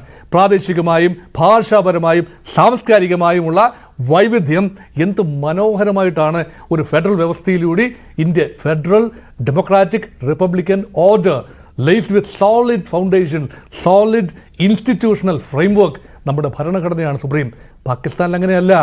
വൈവിധ്യങ്ങളെ അംഗീകരിക്കുന്ന രാജ്യമല്ല പാകിസ്ഥാൻ. അതുകൊണ്ടാണ് പ്രശ്നമുണ്ടാകുന്നത്. ഖൈബർ പഖ്തൂൺഖ മേഖലയിൽ പ്രശ്നമുണ്ടാകുന്നത് ഈ പത്താൻസിനെ അംഗീകരിക്കാൻ അവർ തയ്യാറല്ല പൂർണ്ണമായി. അത് മാത്രമല്ല, സിന്ധുകാരോടൊരു വിവേചനമാണ് എക്കാലത്തും. പഞ്ചാബി ഡോമിനേഷനാണ്. അത് വളരെയധികം റിസെന്റ് ചെയ്യുന്നു. ആരാണ്? ബലൂച്ചികൾ. അതുപോലെ കിഴക്കൻ പാകിസ്ഥാനോടുള്ള ഒരു വിവേചനം നമ്മൾ പണ്ട് കണ്ടതാണ്. അതുകൊണ്ടാണ് ബംഗാളി ഭാഷയെ അവർ മാറ്റിക്കളഞ്ഞു, ഉറുദുവായി ദേശീയ ഭാഷയായി മാറി. ഏത് രീതിയിലും വൈവിധ്യങ്ങളെ ഉൾക്കൊള്ളാത്ത ഒരു ഓപ്പറേഷൻ സിസ്റ്റം ഒരു വശത്തെ, ഇതെല്ലാം തന്നെ മറച്ചു വെച്ചുകൊണ്ട് ഇപ്പം നല്ല കുഞ്ഞാടാവുകയാണ് പാകിസ്ഥാൻ. ആ ഒരു രീതിശാസ്ത്രം അതാണ് ഇന്ത്യ തുറന്ന് കാണിക്കാൻ ശ്രമിച്ചുകൊണ്ടിരിക്കുന്നത്. അത് മാത്രമല്ല, പഞ്ചാബ് എന്ന പ്രവിശ്യയിലെ ചോയ്സസ്റ്റ് ജോബ്സ്, അത് ആർമി ജോബ്സ് ആണ്. അപ്പോൾ പാകിസ്ഥാൻ ആർമി എന്ന് പറയുന്നത് ഇന്ന് പഞ്ചാബിൻ്റെ ആർമിയാണ്. ഫൗജി ഫൗണ്ടേഷൻ്റെ തലപ്പത്തുള്ള എല്ലാവരും ആ രാജ്യത്തിൻ്റെ വിഭവങ്ങളുടെ പ്രധാന പങ്കും ഒഴുകുന്നത് പഞ്ചാബിലേക്കാണ്. അതും ആർമിയുമായി ബന്ധപ്പെട്ട കുടുംബങ്ങളിലേക്കാണ്, പ്രൈവറ്റ് സ്പേസിലേക്കാണ് ഒഴുകുന്നത്. വളരെ വലിയ പ്രതിഷേധം പാകിസ്ഥാനിലെ സാധാരണക്കാർക്കുണ്ട്, സാധാരണ പഞ്ചാബികൾക്കുണ്ട്, മറ്റ് പ്രദേശങ്ങളിലെ ആളുകൾക്കുണ്ട്. ഇതെല്ലാം തന്നെ വലിയ വികാരമായി ആർമിക്കെതിരെ ജനം തെരുവിലിറങ്ങുന്ന ഘട്ടം വന്നപ്പോഴാണ് ആർമി ചിന്തിച്ചത് there is a need for a conflict. അങ്ങനെ അവർ തീവ്രവാദികളെ അതിർത്തി കടത്തി വിട്ടു. ഒരു പ്രശ്നമുണ്ടാകുമ്പോൾ ഇന്ത്യ പ്രതികരിക്കുമല്ലോ. ആ പ്രതികരണം സംഭവിക്കുമ്പോൾ സ്വാഭാവികമായി രാജ്യം യൂണിഫൈയിങ് മോഡിലാകും, ഒരു മുറവിളി ഉണ്ടാകും. രാഷ്ട്രീയക്കാർ കുട്ടിക്കുരങ്ങന്മാരെ കൊണ്ട് ചൂട് ചോറ് വാരിപ്പിക്കുന്ന പോലെയല്ലേ രാഷ്ട്രീയക്കാരെ കൊണ്ട് സൈന്യം വിടുപണി ചെയ്യിക്കുന്നത്? മത്സരിച്ച് പ്രസ്താവന നടത്തുക. പ്രതിപക്ഷ നേതാവ് ബെനസിർ ഭൂട്ടോയുടെ മകൻ ആരാണ്, സർദാറി, പിന്നെ ബിലാവൽ സർദാറി പറയുകയാണ് ആറ്റം ബോംബ് അങ്ങ് ഉപയോഗിച്ച് കളയുമെന്ന് പറയുകയാണ്. മത്സരിച്ച് സംസാരിക്കുകയാണ്. കസർത്തുകൾ മാത്രമാണല്ലോ നടത്തിക്കൊണ്ടിരിക്കുന്നത്. മേജർ രവി കൂടി ചേരുകയാണ്. ശ്രീ മേജർ രവി, ഇന്ന് അമിത്ഷായുടെ പ്രസംഗത്തിൽ കാര്യങ്ങൾ കൂടുതൽ വ്യക്തമായിട്ടുണ്ടല്ലോ. ചുൻ ചുൻകെ ജവാബ് ദേഗ എന്നാണ് പറഞ്ഞിരിക്കുന്നത്. അപ്പോൾ അതിന്റെ അർത്ഥം വ്യക്തമാണല്ലോ. ഭീകരരെ മാത്രമല്ല, ഈ ആക്രമണം നടത്തിയവരെ മാത്രമല്ല, പിന്നിൽ പ്രവർത്തിച്ചവരെയും പിടികൂടും, അല്ലെങ്കിൽ അവർക്കെതിരെ കൃത്യമായിട്ട് നടപടി ഉണ്ടാകുമെന്നുള്ളത് തന്നെയാണല്ലോ അദ്ദേഹത്തിന്റെ വാക്കുകൾ സൂചിപ്പിക്കുന്നത്. അതാണല്ലോ അതിനു മുൻപ് തന്നെ ഇന്ത്യയിൽ നിന്നുള്ള നീക്കങ്ങൾ മനസ്സിലാക്കിക്കൊണ്ട് തന്നെയാണല്ലോ ഇപ്പോൾ ഹാഫിസ് സെയ്ദിനെയും മസൂദ് അസറിനെയും ഒക്കെ സുരക്ഷിത കേന്ദ്രത്തിലേക്ക് പാകിസ്ഥാൻ മാറ്റിയിരിക്കുന്നത്.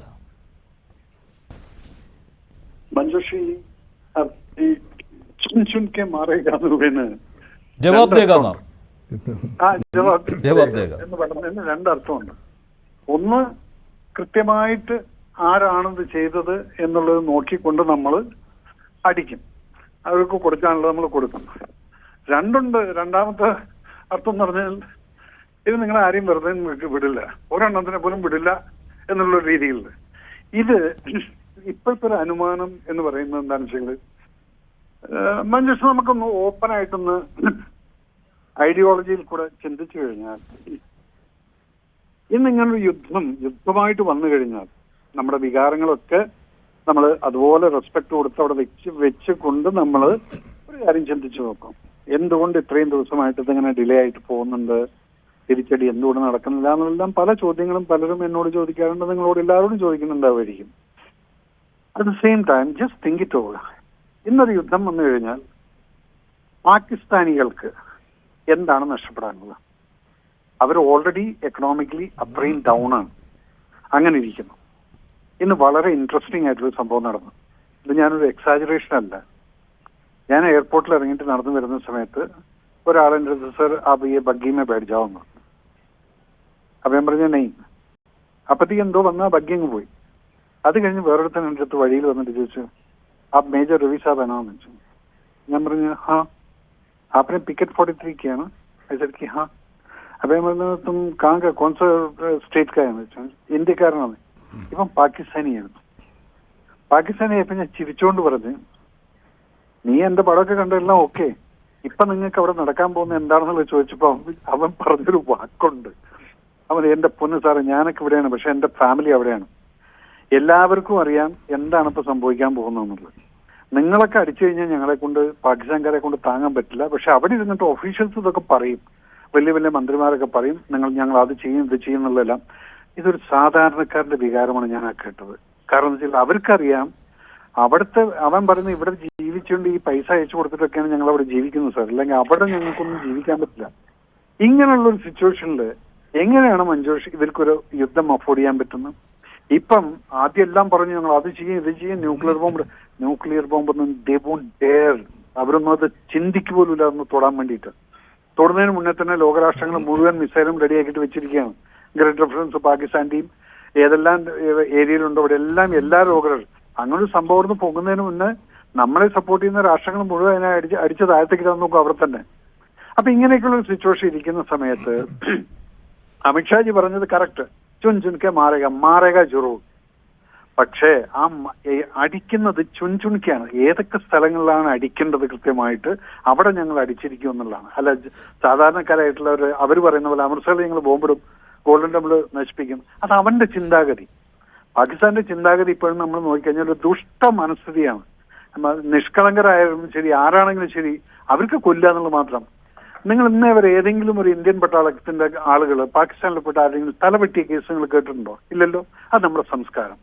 പക്ഷെ അവിടുന്ന് ഇവിടെ വന്ന് 71 തൊട്ടിട്ട് നമ്മൾ കണ്ടുകൊണ്ടിരിക്കുകയാണ്. പൂഞ്ച് രജോറി സെക്ടറിൽ പലപ്പോഴും അവിടുത്തെ പട്ടാളക്കാർ ഒളിഞ്ഞു കയറി വന്നുകൊണ്ട് ഇവിടെ ചെയ്യുന്ന വെടിവെച്ച് കൊല്ലില്ല. പല പട്ടാളക്കാരെയും അവന്മാര് കഴുത്തറുത്ത് കൊല്ലുന്നത് നമ്മൾ കണ്ടിട്ടുണ്ട്. ചോര കാണാൻ ഇവർക്കൊരു സുഖമാണത്. അപ്പൊ അവന്റെ ദുഷ്ട മനസ്ഥിതിയുള്ള ഈ ഒരു രാജ്യത്തിനെ നമ്മൾ ഇനിയും ഒരിക്കലും ഫ്രണ്ട്ഷിപ്പിലോ അല്ലെങ്കിൽ നമ്മൾ എങ്ങനെ അവരെ പോയി കെട്ടിപ്പിടിച്ചു കഴിഞ്ഞാലും ശരി, അവന്റെ മനസ്സിനകത്തിരിക്കുന്ന മുഴുവൻ ഇന്ത്യയെ നശിപ്പിക്കുക. ഇത് എവിടുന്നാണ് അവന്റെ തലയിൽ കയറിയിരിക്കുന്നത് എന്നുള്ളത് ആർക്കും അറിയില്ല. പക്ഷെ അതിനെ നമ്മൾ നശിപ്പിക്കാതെ അവർ നശിച്ചുകൊണ്ടിരിക്കുകയാണെന്നുള്ളത് അവർക്കും അറിയാം. ഇന്ന് അവരുടെ ഡ്രഗ് ട്രാഫിക്കിംഗ് നടക്കുന്നില്ല. കാരണം അഫ്ഗാനിസ്ഥാൻ പോലുള്ള സ്ഥലങ്ങളിൽ നിന്ന് അന്നെല്ലാം താലിബാൻകാർ സപ്ലൈ ചെയ്തിട്ടുള്ള സാധനത്തിനെയാണ് ഇവന്മാർ ലോകരാഷ്ട്രങ്ങളിലേക്ക് വിറ്റുകൊണ്ട് കാശുണ്ടാക്കിയിരുന്നത്. അത് ത്രൂ ദ മിലിറ്റൻസിനെ ഇന്ത്യയിലോട്ട് കയറ്റിവിടുന്നതിന്റെ കൂട്ടത്തില് 2 കിലോ അവിടുത്തെ പോപ്പീസും കൂടെ കയറ്റിങ് വിടും. അങ്ങനെ കാശുണ്ടാക്കിയിട്ടുണ്ടായിരുന്ന ഒരു സംഭവമാണ് കഴിഞ്ഞൊരു 4-5 വർഷമായിട്ട് ഭയങ്കരമായിട്ട് സ്ട്രിക്റ്റ് ആയതുകൊണ്ട് ഇതൊന്നും നടക്കുന്നില്ല. അവരുടെ economy has gone for a 6. ഇത് കഴിഞ്ഞിട്ട് ഇപ്പൊ ഈ ചെയ്തിരിക്കുന്ന എന്തിനാണ്? ഇന്നും നമ്മൾ അനലൈസ് ചെയ്ത് നോക്കൂ. ഇന്ത്യയിൽ കലാപം ഉണ്ടാക്കുക, അല്ലാതെ വെറുതെ ബോർഡിൽ നിന്ന് അടിച്ചു കഴിഞ്ഞാൽ അവർക്ക് ജയിക്കാൻ പറ്റില്ല എന്നുള്ള ഒരു തീരുമാനം കലാപം ഉണ്ടാക്കുവാനുള്ള മറ്റൊരു ശ്രമം ഇന്ന് പാകിസ്ഥാൻ സെനറ്റിലും കണ്ടു അല്ലേ? പാകിസ്ഥാനിലെ ഒരു സെനറ്റർ പറഞ്ഞു, താങ്കൾ ശ്രദ്ധിച്ചു കാണുമല്ലോ, ഇന്ത്യയിൽ ഇപ്പോൾ ഒരു വിഷയമേ അല്ലാത്ത കാര്യമാണ് പറയുന്നത്. ബാബറി മസ്ജിദിന് ആദ്യ കല്ലിടാൻ പോകുന്നത് അസീം മുനീർ ആയിരിക്കുമെന്ന്, പാകിസ്ഥാന്റെ സൈനിക മേധാവി ആയിരിക്കുമെന്ന്. അതും ഒരു കലാപം ഉണ്ടാക്കുക എന്നുള്ള കൃത്യമായ മാർഗമാണല്ലോ അവിടുത്തെ സെനറ്റർമാർ ആലോചിച്ചു കൂട്ടുന്നത്. അപ്പൊ മഞ്ജുഷ്, ഞാൻ അന്ന് ആദ്യത്തെ 23-ാം തീയതി കാലത്തെ ഫസ്റ്റ് ന്യൂസിൽ പറഞ്ഞിട്ടുള്ള ആ വാക്ക് തന്നെയല്ലേ ഇപ്പൊ തിരിച്ചു വരുന്നത്. ഇത് ഇന്നിപ്പോ മലയാളീസ് ഈ ചാനൽ ന്യൂസ് 18 കാണുന്നുണ്ടെങ്കിൽ ഇവർ ഓരോരുത്തരും ഇത് മനസ്സിലാക്കണം. ഇനിയും രാജ്യമെന്നുള്ള സ്പിരിറ്റിൽ നിൽക്കണം. അല്ലാതെ ഇത് എന്റെ മതം ഇതാണ്, എന്റെ ജാതി ഇതാണെന്നുള്ളത് പറയാം. അവരവിടുന്ന് കുത്തിത്തിരിപ്പ് ഉണ്ടായിക്കൊണ്ടിരിക്കും. എന്തിനാണ് ഇപ്പൊ ബാബറി മസ്ജിദിന്റെ ഒരു കാര്യം 92 ഡിസംബർ 6 നടന്നിട്ടുള്ള ഒരു സംഭവം ഇപ്പൊ എന്തിനാണ് അവൻ കുത്തിപ്പൊക്കിയിരിക്കുന്നത്? അതേപോലെ തന്നെയല്ലേ ഇവര് വന്നിട്ട് ഈ പറഞ്ഞിട്ടുള്ള കാര്യങ്ങൾ മുഴുവൻ, എന്നോ നടന്നിട്ടുള്ള സംഭവങ്ങളെ മുഴുവൻ കുത്തിപ്പൊക്കിയോടെ കൊണ്ടുവന്നിരിക്കുകയാണ്. അപ്പൊ ഇതിന്റെ അർത്ഥം എന്താണ്? അവർ വിചാരിച്ച് നമ്മുടെ നയതന്ത്രമായിട്ട് നമ്മൾ നോക്കിക്കഴിഞ്ഞാൽ അവന്മാരുടെ ഈ ഒരു അറ്റാക്ക് എന്ന് പറയുന്നത് ഇന്ത്യയുടെ എക്കണോമിയെ തകർക്കുക എന്നുള്ളതാണ്. അവർക്ക് യുദ്ധപരമായിട്ടൊരു യുദ്ധഭൂമിയിൽ അവർക്ക് ജയിക്കാൻ പറ്റില്ല എന്നുള്ള അവർക്കറിയാം. അപ്പൊ ഈ ഒരു വിത്ത് ഇവിടെ പാവിക്കഴിഞ്ഞാൽ ഇതിന്റെ ഒരു പ്രത്യാഘാതം എന്തായിരിക്കും എന്ന് വിചാരിച്ചു. പക്ഷെ അത് നമ്മുടെ ഈ 140 ജനങ്ങളും പെട്ടെന്ന് അത് തിരിച്ചറിഞ്ഞു. എന്തിനിവൻ ഈ ജാതിയുടെ പേരും പറഞ്ഞു, മതത്തിന്റെ പേരും പറഞ്ഞുകൊണ്ട് ഈ അറ്റാക്ക് നടത്തിയിട്ടുണ്ട്. അത് തിരിച്ചറിഞ്ഞുകൊണ്ട് ഇന്നിവിടെ കലാപമില്ലാതെ പോയിക്കൊണ്ടിരിക്കുകയാണ്.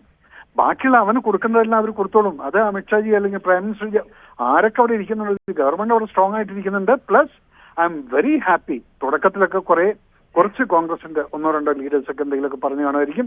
അതെല്ലാം മാറ്റി വെച്ചു കഴിഞ്ഞാൽ ഇന്ന് ലെഫ്റ്റും റൈറ്റും എല്ലാവരും ഒറ്റക്കെട്ടായി.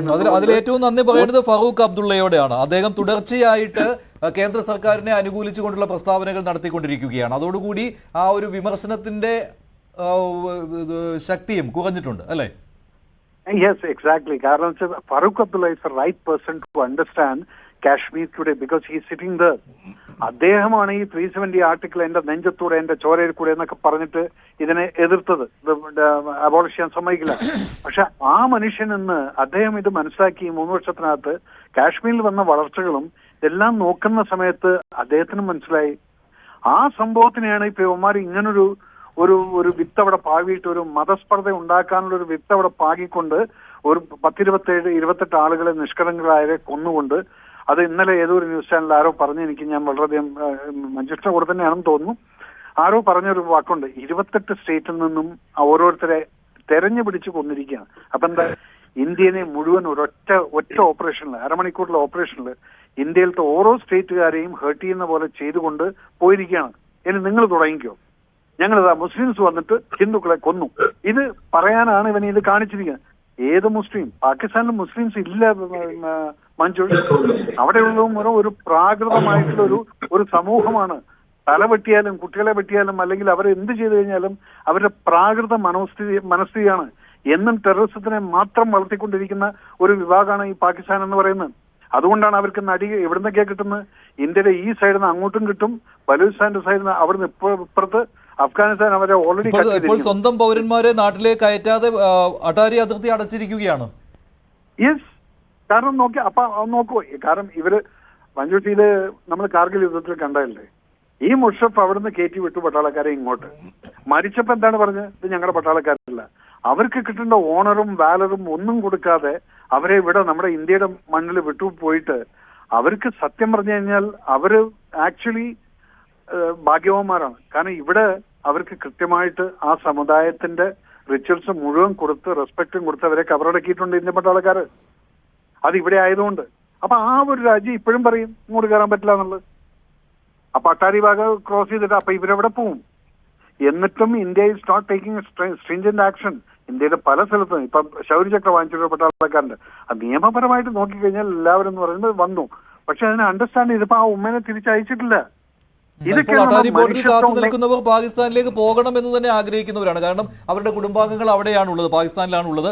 അവരെയാണ് ഇപ്പോൾ പാകിസ്ഥാൻ തടഞ്ഞു വെച്ചിരിക്കുന്നത്. നന്ദി ശ്രീ മേജർ രവി, ഇത്രയും കാര്യങ്ങൾ സംസാരിച്ചതിന്. ശ്രീ ഇന്ദ്രബാലൻ, ഈ വിഷയം എങ്ങനെ പരിഹരിക്കാൻ പറ്റും? ഈ അട്ടാരി ശരി ശ്രീ ജോസഫ് ആന്റണി, ഈ വിഷയം പരിഹരിക്കുന്നത് എങ്ങനെയായിരിക്കും? ഇപ്പോൾ ഈ അട്ടാരി ബോർഡർ അടച്ചതോടുകൂടി പാകിസ്ഥാൻ പൗരന്മാർ ഇന്ത്യയിൽ കുടുങ്ങിയിരിക്കുകയാണ്. അല്ല, ഇതിന് ചെയ്യാൻ കഴിയുന്നത്, കാരണം നമ്മുടെ രാജ്യത്ത് പെട്ടുപോയാൽ ആ രാജ്യത്ത് നിന്ന് പുറത്തേക്ക് പോകാനായിട്ട് നമ്മൾ ഉത്തരവ് കൊടുക്കുകയും രാജ്യത്തിന് പുറത്തേക്ക് പോകാൻ കഴിയാതെ വരുന്ന സാഹചര്യം ഉണ്ടായാൽ ആ ആളുകൾക്ക് പോകാൻ കഴിയുന്നത് വരെയുള്ള സംവിധാനങ്ങൾ, അവിടെ തങ്ങാനുള്ള സംവിധാനങ്ങൾ നമ്മൾ പ്രത്യേകമായ ഒരു സ്ഥലത്ത് ഒരുക്കി കൊടുക്കുകയായിരിക്കും സാധാരണ ചെയ്യാൻ കഴിയുക. അപ്പോൾ അങ്ങനെ, കാരണം നമ്മൾ മനുഷ്യാവകാശങ്ങളെയും മനുഷ്യത്വപരമായി കാര്യങ്ങൾ കാണുന്നവരാണ് എന്നുള്ളത് കൊണ്ട് നമ്മുടെ നിയമം അവരെ രാജ്യം വിടാൻ അവരോട് പറയുന്നു. അവരുടെ രാജ്യം അവരെ സ്വീകരിക്കുന്നില്ല എങ്കിൽ തീർച്ചയായിട്ടും നമുക്ക് ഇത് നമ്മളുടെ ഒരു സംസ്കാരം കാണിക്കാനുള്ളൊരവസരമാക്കി നമുക്കിത് മാറ്റാം. അവർക്ക് പിന്നെ ഇത് പോകുന്നത് വരെ, പാകിസ്ഥാൻ സ്വീകരിക്കുന്നത് വരെ അവർക്ക് ഇവിടെ താമസിക്കാനും അല്ലെങ്കിൽ ബാക്കിയുള്ള കാര്യങ്ങൾ ചെയ്യാനുമൊക്കെയുള്ള സംവിധാനം നമ്മുടെ ഗവൺമെൻറ് ഒരുക്കി കൊടുത്തുകൊണ്ട് അത് പിന്നെ അവരെ അവിടെ നിർത്താൻ കഴിയും. അങ്ങനെ ആയിരിക്കും തീർച്ചയായിട്ടും ഗവൺമെൻറ് ചെയ്യാൻ പോവുക എന്നാണ് എനിക്ക് തോന്നുന്നത്. കാരണം അവർ വന്ന ഇടങ്ങളിലേക്ക് ഇനി തിരിച്ചു വിടാൻ പറ്റില്ല. സ്വാഭാവികമായിട്ടും അതിർത്തിയിൽ എവിടെയെങ്കിലും അതിനുള്ള സംവിധാനം ഒരുക്കി കൊടുത്തുകൊണ്ട് അവർക്ക് മാന്യമായി ജീവിക്കാനുള്ള സാഹചര്യം ഉണ്ടാക്കാനുള്ള സാധ്യതയാണ് ഞാൻ കാണുന്നത്. ശരി, ഇപ്പോൾ മറ്റൊരു കാര്യം എന്ന് പറയുന്നത് വീണ്ടും പാകിസ്ഥാൻ അമേരിക്കയെ സമീപിച്ചുകൊണ്ടിരിക്കുകയാണ് ഈ വിഷയത്തിൽ ഇടപെടണമെന്ന്. അമേരിക്കയുടെ പ്രസ്താവനയിൽ ചർച്ച വേണമെന്ന് പറയുന്നുണ്ട്. പക്ഷേ അങ്ങനെ വരുമ്പോഴും പാകിസ്ഥാനെതിരെയുള്ള ക്ലിയർ ആയിട്ടുള്ള ഒരു സന്ദേശം തന്നെയല്ലേ അമേരിക്ക ഇപ്പോഴും കൊടുത്തുകൊണ്ടിരിക്കുന്നത്? അതോ സോഫ്റ്റ്നെസ് ഉണ്ടോ? അല്ല, നമ്മൾ കാണേണ്ടത് ഈ ട്രംപ് എന്ന് പറയുന്ന പ്രസിഡൻ്റാണ് ഇപ്പോൾ ഇവിടെ അധികാരത്തിലിരിക്കുന്നത്. ട്രംപിനെ സംബന്ധിച്ചിടത്തോളം അദ്ദേഹത്തിൻ്റെ രാജ്യത്തിൻ്റെ താല്പര്യങ്ങളാണ് അദ്ദേഹത്തിന് ഏറ്റവും പ്രധാനപ്പെട്ടത്. അങ്ങനെ ഉള്ള ഒരു വ്യക്തി, നമുക്കറിയാം, ഈ ആക്രമണം നടന്നപ്പോൾ തന്നെ അദ്ദേഹം പറഞ്ഞു, ഇന്ത്യയിൽ നടന്ന ഈ സംഭവത്തെ ഞങ്ങൾ നിശിതമായി വിമർശിക്കുന്നു, ഇന്ത്യയുടെ ദുഃഖത്തിൽ ഞങ്ങൾ പങ്കുചേരുന്നു എന്നൊക്കെ പറയുകയും പ്രസിഡന്റുമായി നമ്മുടെ പ്രധാനമന്ത്രിയുമായി സംസാരിക്കുകയൊക്കെ ചെയ്തു. അങ്ങനെ സംസാരിച്ച ആ രാജ്യം ഇപ്പോൾ നമ്മൾ കാണുന്നത് ഒരു ചെറിയ ചുവടുമാറ്റം അവിടെ വരുന്നുണ്ട് എന്ന് കാണാം. അത് അവരുടെ കാര്യത്തിൽ മാത്രമല്ല. അപ്പം നമുക്കറിയാം, ഈ സംഭവം നടന്നു കഴിഞ്ഞപ്പോൾ അമേരിക്ക, ബ്രിട്ടൻ, പാശ്ചാത്യ രാജ്യങ്ങൾ ഉൾപ്പെടെ, പശ്ചിമേഷ്യൻ രാജ്യങ്ങൾ ഉൾപ്പെടെ, ഏഷ്യൻ രാജ്യങ്ങൾ ഉൾപ്പെടെ വിളിച്ചുകൊണ്ട് ലോകത്തെ മുഴുവൻ പ്രധാനപ്പെട്ട രാജ്യങ്ങളും നമ്മുടെ ഭരണാധികാരികളെ ബന്ധപ്പെട്ടുകൊണ്ട് അവരുടെ ദുഃഖവും ഞെട്ടലും അവരുടെ പ്രതിഷേധവും ഒക്കെ രേഖപ്പെടുത്തുകയും നമ്മളോടൊപ്പം ഉണ്ട് എന്ന് പറയുകയും ചെയ്തു. നമ്മൾ മനസ്സിലാക്കേണ്ട ഒരു കാര്യം, ഈ ഘട്ടം കഴിഞ്ഞ് ഒരു സംഘർഷത്തിൻ്റെ പാതയിലേക്കോ, ഒരു യുദ്ധത്തിൻ്റെ പാതയിലേക്കോ, ഒരു ആക്രമണത്തിൻ്റെ പാതയിലേക്ക് പോയാൽ നമ്മുടെ കൂടെ ഇവരാരും ഉണ്ടാവില്ല. കാരണം അവരുടെ സംബന്ധിച്ച് അപ്പോൾ അവരുടെ താല്പര്യങ്ങളാണ് പ്രധാനം. ഇവിടെ നമ്മളിപ്പോൾ കാണേണ്ടത്, ഇന്നിപ്പോൾ മാർക്കോ റൂബിയോ നമ്മുടെ വിദേശകാര്യമന്ത്രിയുമായിട്ട് സംസാരിക്കുന്നു. മാർക്കോ റൂബിയോ വിദേശകാര്യമന്ത്രിയുമായിട്ട് സംസാരിക്കുമ്പോൾ നിങ്ങളുടെ പ്രശ്നങ്ങൾ നിങ്ങൾക്ക് കൈകാര്യം ചെയ്യാൻ അവകാശമുണ്ട്, എന്നാൽ you solve the problem responsibly, ഉത്തരവാദിത്വത്തോടു കൂടി നിങ്ങൾ ഈ പ്രശ്നം പരിഹരിക്കണം എന്ന് പറഞ്ഞാൽ നിങ്ങളൊരു ആക്രമണത്തിനോ സംഘർഷത്തിനോ പോകാൻ ഒരു കാരണവശാലും പാടില്ല പാകിസ്ഥാനോടും പറയുന്നു. ഇത് എന്ന് മാത്രമല്ല പശ്ചിമേഷ്യൻ രാജ്യങ്ങളിൽ സൗദി അറേബ്യയുടെയും UAE-യുടെയും ബഹ്റിൻ്റെയും ഒക്കെ പ്രതിനിധികൾ നമ്മുടെ വിദേശകാര്യമന്ത്രിയുമായി ബന്ധപ്പെട്ടുകൊണ്ടും പറയുന്നുണ്ട്, നിങ്ങൾ ഈ പ്രശ്നം ഡീഎസ്കലേറ്റ് ചെയ്യണം, സംഘർഷം ലഘൂകരിക്കണം എന്ന് പറഞ്ഞാൽ നിങ്ങൾ യുദ്ധത്തിനും ആക്രമണത്തിനും ഒന്നും പോകാൻ പാടില്ല. പക്ഷേ നമുക്കിവിടെ ഇന്ത്യ വിദേശകാര്യമന്ത്രി കഴിഞ്ഞ ദിവസം നൽകിയ മറുപടി എന്ന് പറഞ്ഞത് ഇന്ത്യ ഒരു തീരുമാനം എടുത്തിട്ടുണ്ട് എന്നാണ്. ഞാൻ താങ്കളിലേക്ക് വരാം. അതിനു മുമ്പ് retired major general Shri M Indrabalan വീണ്ടും ചേരുകയാണ്. ശ്രീ ഇന്ദ്രബാലൻ, ഈ വിഷയം എങ്ങനെയായിരിക്കും പരിഹരിക്കേണ്ടി വരിക? ഇപ്പോൾ അടാരി അതിർത്തി അടച്ചുകൊണ്ട് സ്വന്തം പൗരന്മാരെ പാകിസ്ഥാൻ നാട്ടിലേക്ക് കയറ്റുന്നില്ല. ഇന്ത്യയിൽ വീണ്ടും അവർ കുടുങ്ങിയിരിക്കുകയാണ്. ഇന്ത്യ ഗവൺമെന്റ് ഒരു തീരുമാനം എടുത്തിരുന്നു, ഇന്ത്യയിലുള്ള പാക് പൗരന്മാർ പാകിസ്ഥാനിലേക്ക് തിരിച്ചു പോകണമെന്ന്. അതിനൊരു ടൈം ലൈനും കൊടുത്തിരുന്നു. ആ ടൈം ലൈൻ തീർന്നിരിക്കുകയാണ്. അപ്പോൾ ഈ വിഷയം ഇപ്പോൾ ഇന്ത്യക്കൊരു ബാധ്യതയായി മാറിയിരിക്കുകയാണോ? പാകിസ്ഥാൻ ഇത് അന്താരാഷ്ട്ര വേദികളിൽ ഉന്നയിക്കുവാനുള്ള ശ്രമമല്ലേ നടത്തിക്കൊണ്ടിരിക്കുന്നത്?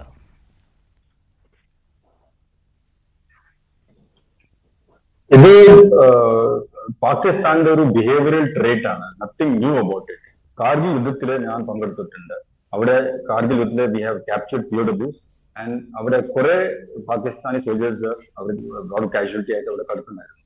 അവരെയൊക്കെ തിരിച്ചെടുക്കാനായിട്ടും അവരെ കൊണ്ടുപോയിട്ട് അവരുടെ ഫാമിലിയുടെ കൊണ്ടുപോകാനായിട്ടും അവർ ഒരു ശ്രമം ചെയ്തില്ല. അവരുടെ ബോഡീസ് ഒക്കെ ക്രിമിനേറ്റ് ചെയ്തത് ഇന്ത്യൻ സോൾജേഴ്സ് ആണ്.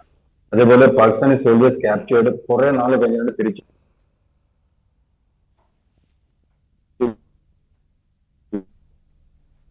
കൊണ്ടുപോകും. സോ പാകിസ്ഥാന്റെ ഒരു behavioural trait disown there on people. എന്താണ് വാട്ട് എവർ അവർക്ക് അവരുടെ സേഫ്റ്റിക്ക് വേണ്ടി അവരുടെ രാജ്യത്തിന്റെ പ്രൊട്ടക്ഷന് വേണ്ടി അവർക്ക് എന്ത് ചെയ്യാൻ പറ്റും അത് ചെയ്യും. അവരുടെ ലോകം എന്താ ചെയ്യണം, അവരുടെ സിറ്റിസൻസ് എന്താ നടക്കുന്ന അവർക്ക് ഒരു ബാധ്യമല്ല. This is specially because Pakistan has been ruled by Pakistan military for a long time. അതാണ് ഇപ്പോഴും നടക്കുന്നത്. ഇപ്പോൾ പാകിസ്ഥാൻ മിലിറ്ററി ഫുൾ കൺട്രോളിലാണ്. ISIയുടെ ചീഫ് കൺട്രോൾ എടുത്തിട്ടുണ്ട് of national security adviser. Army chief has already announce that Pakistan is going through trouble times. ഈ സമയത്ത് പാകിസ്ഥാനിൽ ആർമി എന്ത് വിചാരിക്കണം അതാണ് അവിടെ നടക്കാൻ പോകുന്നത്. അതിന്റെ റിഫ്ലക്ഷൻ നമുക്ക് കാണാൻ പറ്റും. ഇതും ഇവിടെ മാത്രമല്ല, you will see in many other places something similar happen. ശരി, നന്ദി ശ്രീ ഇന്ദ്രബാലൻ. ശ്രീ മോഹൻ വർഗീസ്, ഇപ്പോൾ ചൈന, തുർക്കി ഈ രണ്ട് രാജ്യങ്ങളുടെ മാത്രം പിന്തുണയല്ലേ പാകിസ്ഥാനുള്ളൂ? ഈ പിന്തുണ എന്ന് പറയുന്ന വാക്കിന് ഒരു വിശാലമായ അർത്ഥമാണുള്ളത്. ചൈന നേരിട്ട് പാകിസ്ഥാന് സഹായമായി എത്തും എന്ന സൂചന ഇപ്പോഴുമില്ല. മുൻകാലങ്ങളിൽ എത്തിയിട്ടുണ്ട് എന്നത് വെച്ചാണ് പറയുന്നത്. പക്ഷേ ചൈനയും മാറി ചിന്തിക്കുന്ന കാലമാണിത്. കാരണം ഗ്ലോബൽ ജിയോ പൊളിറ്റിക്കൽ കൺസിഡറേഷൻസ് മാറിയിരിക്കുന്നു. ഒരു 20 വർഷം മുൻപുള്ള സാഹചര്യമല്ലിത്. ഇപ്പോൾ ഈ വ്യാപാര യുദ്ധമൊക്കെ ഒരു പ്രത്യേക തലം കടന്ന് മുന്നോട്ട് പോവുകയാണെങ്കിൽ വലിയൊരു മാർക്കറ്റാണ് ഇന്ത്യ എന്ന് ഓർക്കണം. അതൊന്നും അവഗണിക്കാൻ ചൈനയ്ക്കും കഴിയില്ല. അതുകൊണ്ട് പരമ്പരാഗതമായ സമവാക്യങ്ങളിൽ കാതലായ മാറ്റങ്ങളെന്ന് പറയുന്നില്ല എങ്കിലും ചെറിയ മാറ്റങ്ങളുണ്ട്. പക്ഷേ പാകിസ്ഥാന് പ്രതീക്ഷിക്കാവുന്ന ഏറ്റവും വലിയ ഒരു സപ്പോർട്ട് ഇപ്പോഴും ചൈനയിൽ നിന്നാണ്.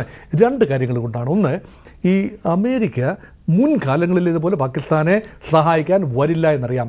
അമേരിക്ക വരില്ല എന്നറിയുമ്പോൾ സ്വാഭാവികമായി മുൻപുണ്ടായിരുന്ന ബെയ്ജിംഗ്, ഇസ്ലാമാബാദ്, വാഷിങ്ടൺ അച്ചുതണ്ട് ആ രൂപത്തിൽ ഇന്ന് പ്രവർത്തിക്കില്ല. അതുകൊണ്ട് അമേരിക്ക ആക്റ്റീവായിട്ട് വരുന്നില്ല എങ്കിൽ China can play a very active role.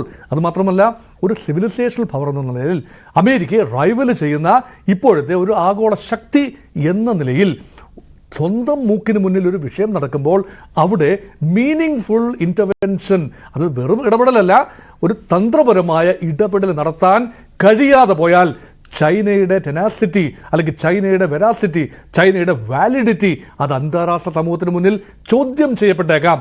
അതുകൊണ്ട് ഈ ഒരു ഘട്ടത്തിൽ ഇന്ത്യ നീങ്ങാൻ സാധ്യതയുള്ളത് ഒരു നാവിക ബ്ലോക്കേഡിലേക്ക് ആണ് എങ്കിൽ ചൈനയ്ക്ക് രംഗത്ത് വരാതിരിക്കാൻ കഴിയില്ല.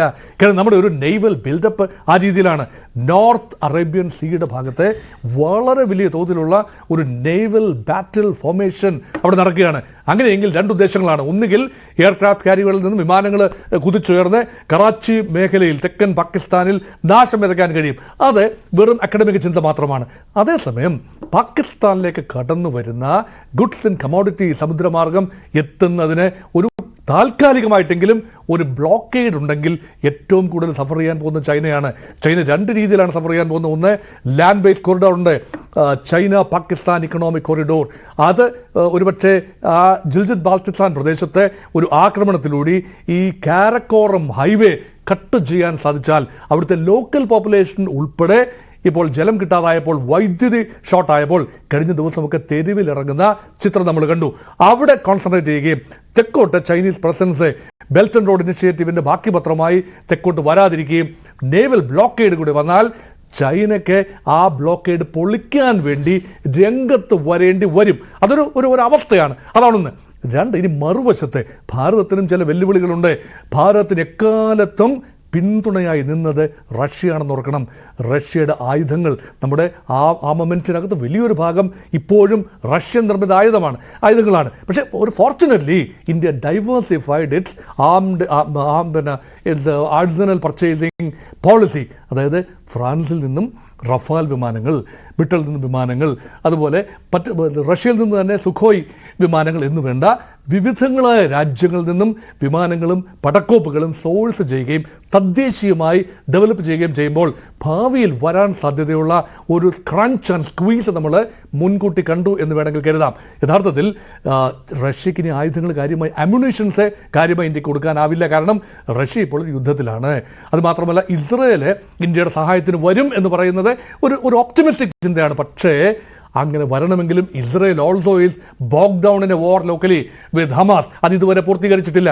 അതുകൊണ്ട് ഓപ്പണായി ഇന്ത്യക്ക് അനുകൂലമായി വരാൻ ഏതെങ്കിലും സാധ്യതയുള്ള രാജ്യങ്ങൾ ഇന്ന് കടുത്ത പ്രതിസന്ധിയിലാണ്. അതുകൊണ്ട് ഇന്ത്യക്ക് സ്വന്തം കാലിൽ നിൽക്കേണ്ടി വരും. അതിനുള്ള ത്രാണി ഉണ്ട് എന്ന ഒരു പ്രഖ്യാപനം കൂടിയാണ് ഇന്ന് അമിത്ഷായുടെ ഭാഗത്തുനിന്ന് വന്നത്. അതുകൊണ്ട് ഭാരതം കേവലം ഒരു സൈനിക നടപടി ആകണമെന്നില്ല.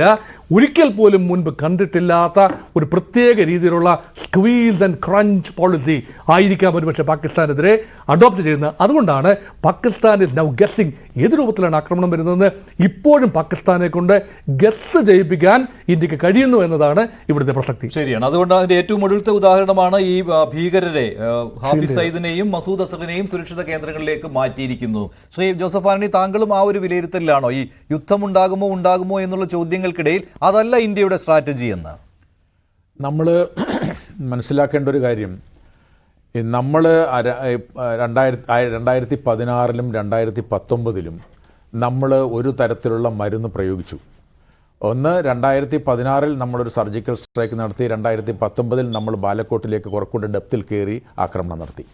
അതിനുശേഷവും നമുക്കറിയാം വീണ്ടും നമുക്കെതിരായിട്ടുള്ള ഭീകര ആക്രമണങ്ങൾ നടന്നുകൊണ്ടിരിക്കുന്നു. അതുകൊണ്ട് കുറച്ചുകൂടി ഡെപ്തിലേക്ക് കുറച്ചുകൂടി ഡൈവേഴ്സിഫൈഡ് ആയിട്ടുള്ള ഒരു സ്ട്രാറ്റജി ആയിരിക്കും ഇത്തവണ സ്വീകരിക്കാൻ പോകുന്നത്. അത് തന്നെയാണ് നമുക്ക് മനസ്സിലായത്. നമ്മളിപ്പോൾ 2016 സെപ്റ്റംബർ 18-നാണ് ഉറി ആക്രമണം ഉണ്ടായത്. ആ ഉറി ആക്രമണം ഉണ്ടായി 10 ദിവസം കഴിഞ്ഞപ്പോഴാണ് നമ്മൾ 2016 സെപ്റ്റംബർ 28-നാണ് നമ്മൾ സർജിക്കൽ സ്ട്രൈക്ക് നടത്തിയത്. 2019 ഒരു സെക്കൻഡ്, ഇപ്പോൾ കാണുന്ന ദൃശ്യങ്ങൾ പ്രധാനമന്ത്രി നരേന്ദ്രമോദി തിരുവനന്തപുരത്ത് എത്തുന്നതാണ്. നാളെ വിഴിഞ്ഞം അന്താരാഷ്ട്ര തുറമുഖം രാജ്യത്തിന് സമർപ്പിക്കുന്നതിന് വേണ്ടിയാണ് പ്രധാനമന്ത്രി തലസ്ഥാനത്ത് എത്തിയിരിക്കുന്നത്. അദ്ദേഹം തിരുവനന്തപുരം വിമാനത്താവളത്തിൽ നിന്ന് നേരെ രാജ്ഭവനിലേക്കാണ് പോകുന്നത്. രാജ്യം നിർണായകമായ ഒരു സാഹചര്യത്തിലൂടെ കടന്നു പോകുന്ന സമയത്ത് പ്രധാനമന്ത്രി വിഴിഞ്ഞം അന്താരാഷ്ട്ര തുറമുഖത്തിന്റെ ഉദ്ഘാടനം നിർവഹിക്കുന്നതിനു വേണ്ടി കേരളത്തിൽ എത്തിയിരിക്കുകയാണ്. പ്രധാനമന്ത്രി നാളെയാണ് വിഴിഞ്ഞം അന്താരാഷ്ട്ര തുറമുഖം രാജ്യത്തിന് സമർപ്പിക്കാൻ പോകുന്നത്. അദ്ദേഹം തിരുവനന്തപുരം വിമാനത്താവളത്തിലെത്തി അല്പസമയത്തിനുള്ളിൽ അദ്ദേഹം വിമാനത്തിൽ നിന്ന് പുറത്തേക്ക് ഇറങ്ങും. ആ തത്സമയ ദൃശ്യങ്ങളാണ് കാണുന്നത്. ശ്രീ ജോസഫ് ആന്റണി, താങ്കൾ തുടരാം. ഞാൻ ഉറി ആക്രമണത്തിൻ്റെ കാര്യം ഞാൻ പറഞ്ഞു. ഉറി ആക്രമണം നടത്തിയതിനു ശേഷം 10 ദിവസം കഴിഞ്ഞപ്പോഴാണ് നമ്മൾ സർജിക്കൽ സ്ട്രൈക്ക് നടത്തിയത്. എന്നാൽ 2019-ൽ പുൽവാമയിൽ ആക്രമണം നടത്തിയത് ഫെബ്രുവരി മാസം 14-ാം തീയതിയാണ്. ആ ആക്രമണം കഴിഞ്ഞ് 12 ദിവസം കഴിഞ്ഞപ്പോഴാണ് നമ്മൾ ബാലക്കോട്ട് ആക്രമണം നടത്തിയത്.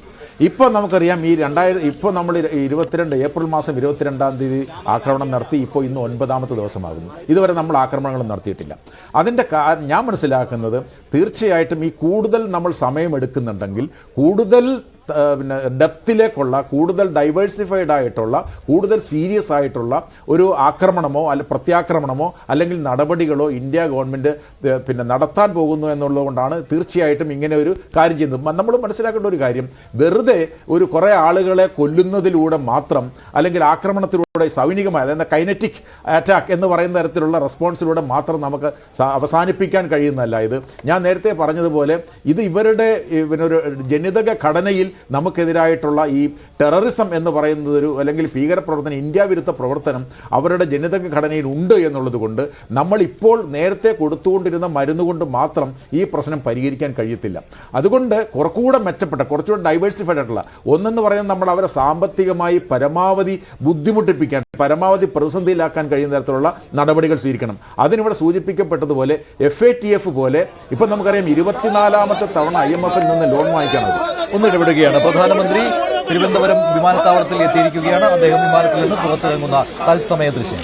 ബിജെപിയുടെയും സംസ്ഥാന സർക്കാരിന്റെയും അതിഥികൾ ചേർന്ന് അദ്ദേഹത്തെ സ്വീകരിച്ച് വിമാനത്താവളത്തിലെത്തി ടെക്നിക്കൽ ഏരിയയിൽ അദ്ദേഹത്തെ സ്വീകരിച്ചതിന് ശേഷം അദ്ദേഹം ടെക്നിക്കൽ ഏരിയയിൽ നിന്ന് നേരെ മൂന്നുമാസം അദ്ദേഹം കേരളത്തിന്റെ സ്വപ്ന പദ്ധതിയായ വിഴിഞ്ഞം അന്താരാഷ്ട്ര തുറമുഖം കമ്മീഷനിങ്ങിന് വേണ്ടിയാണ് പ്രധാനമന്ത്രി നരേന്ദ്രമോദി തിരുവനന്തപുരത്ത് എത്തിയിരിക്കുന്നത്. ഇന്ന് അദ്ദേഹം ഗവർണർക്കൊപ്പം അത്താഴത്തിന് ഉണ്ടാകും. അദ്ദേഹം രാജ്ഭവനിലായിരിക്കും ഉണ്ടാവുക. നാളെ രാവിലെയാണ് അദ്ദേഹം തലസ്ഥാനത്ത് നിന്ന് നേരെ വിഴിഞ്ഞത്തേക്ക് പോവുക. വിഴിഞ്ഞത്താണ് ചടങ്ങ് നടക്കുക.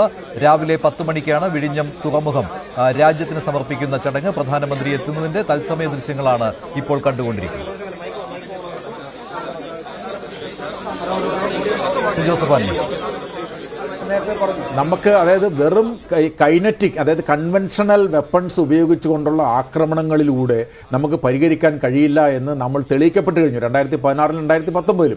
ഇനി നമുക്ക് വേണ്ടത് കൃത്യമായി ഈ സംഭവം അവസാനിപ്പിക്കുന്ന തരത്തിൽ ഉള്ള നടപടികളാണ്. ഒന്ന്, അന്തർദേശീയ തലത്തിൽ ഈ രാജ്യം ഭീകരതയുടെ തലസ്ഥാനമാണ് എന്ന് ഒരിക്കൽ കൂടി ലോകത്തെ ബോധ്യപ്പെടുത്തി. അത് ലോകത്തെ ബോധ്യപ്പെടുത്തുക എന്ന് പറഞ്ഞാൽ ഐക്യരാഷ്ട്ര സംഘടനയെ ബോധ്യപ്പെടുത്തണം, IMF-നെ ബോധ്യപ്പെടുത്തണം, വേൾഡ് ബാങ്കിനെ ബോധ്യപ്പെടുത്തണം. അങ്ങനെയുള്ള സമിതികളിലൊക്കെ ബോധ്യപ്പെടുത്തിക്കൊണ്ട് ഇവർക്ക്, അതായത് 2022 വരെ ഇവർ FATF-ന്റെ ഗ്രേ ലിസ്റ്റിലായിരുന്നു. അതായത് എന്താണ് ബ്ലാക്ക് ലിസ്റ്റ് പോലെയുള്ള ലിസ്റ്റിലായിരുന്നു. അത് ലിസ്റ്റിൽ നിന്ന് പുറത്തു വന്നതോട് കൂടിയിട്ട് വീണ്ടും ഇവർ ഭീകരപ്രവർത്തനം തുടങ്ങി. അപ്പോൾ ഇവർ ഭീകരപ്രവർത്തനം നടത്തിയാൽ ഇവർക്ക് സാമ്പത്തിക സഹായം കിട്ടില്ല എന്ന് ഉറപ്പുവരുത്താൻ കഴിയണം. അന്തർദേശീയ സമൂഹത്തെ ബോധ്യപ്പെടുത്തിക്കൊണ്ട് ഇവർ ഭീകരരുടെ തലസ്ഥാനമാണെന്ന് വരുത്താൻ കഴിയണം.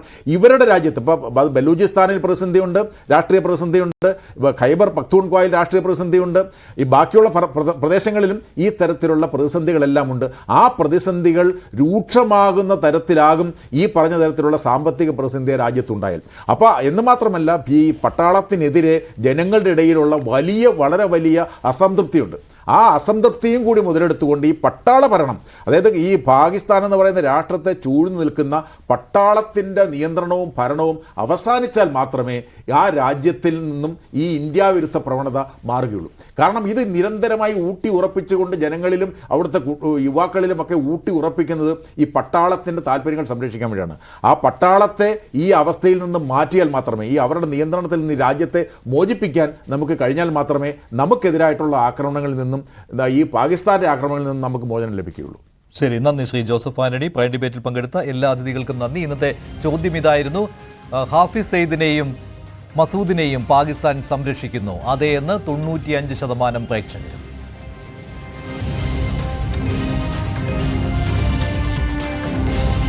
പ്രൈം ഡിബേറ്റ് അവസാനിക്കുന്നു. നന്ദി, നമസ്കാരം.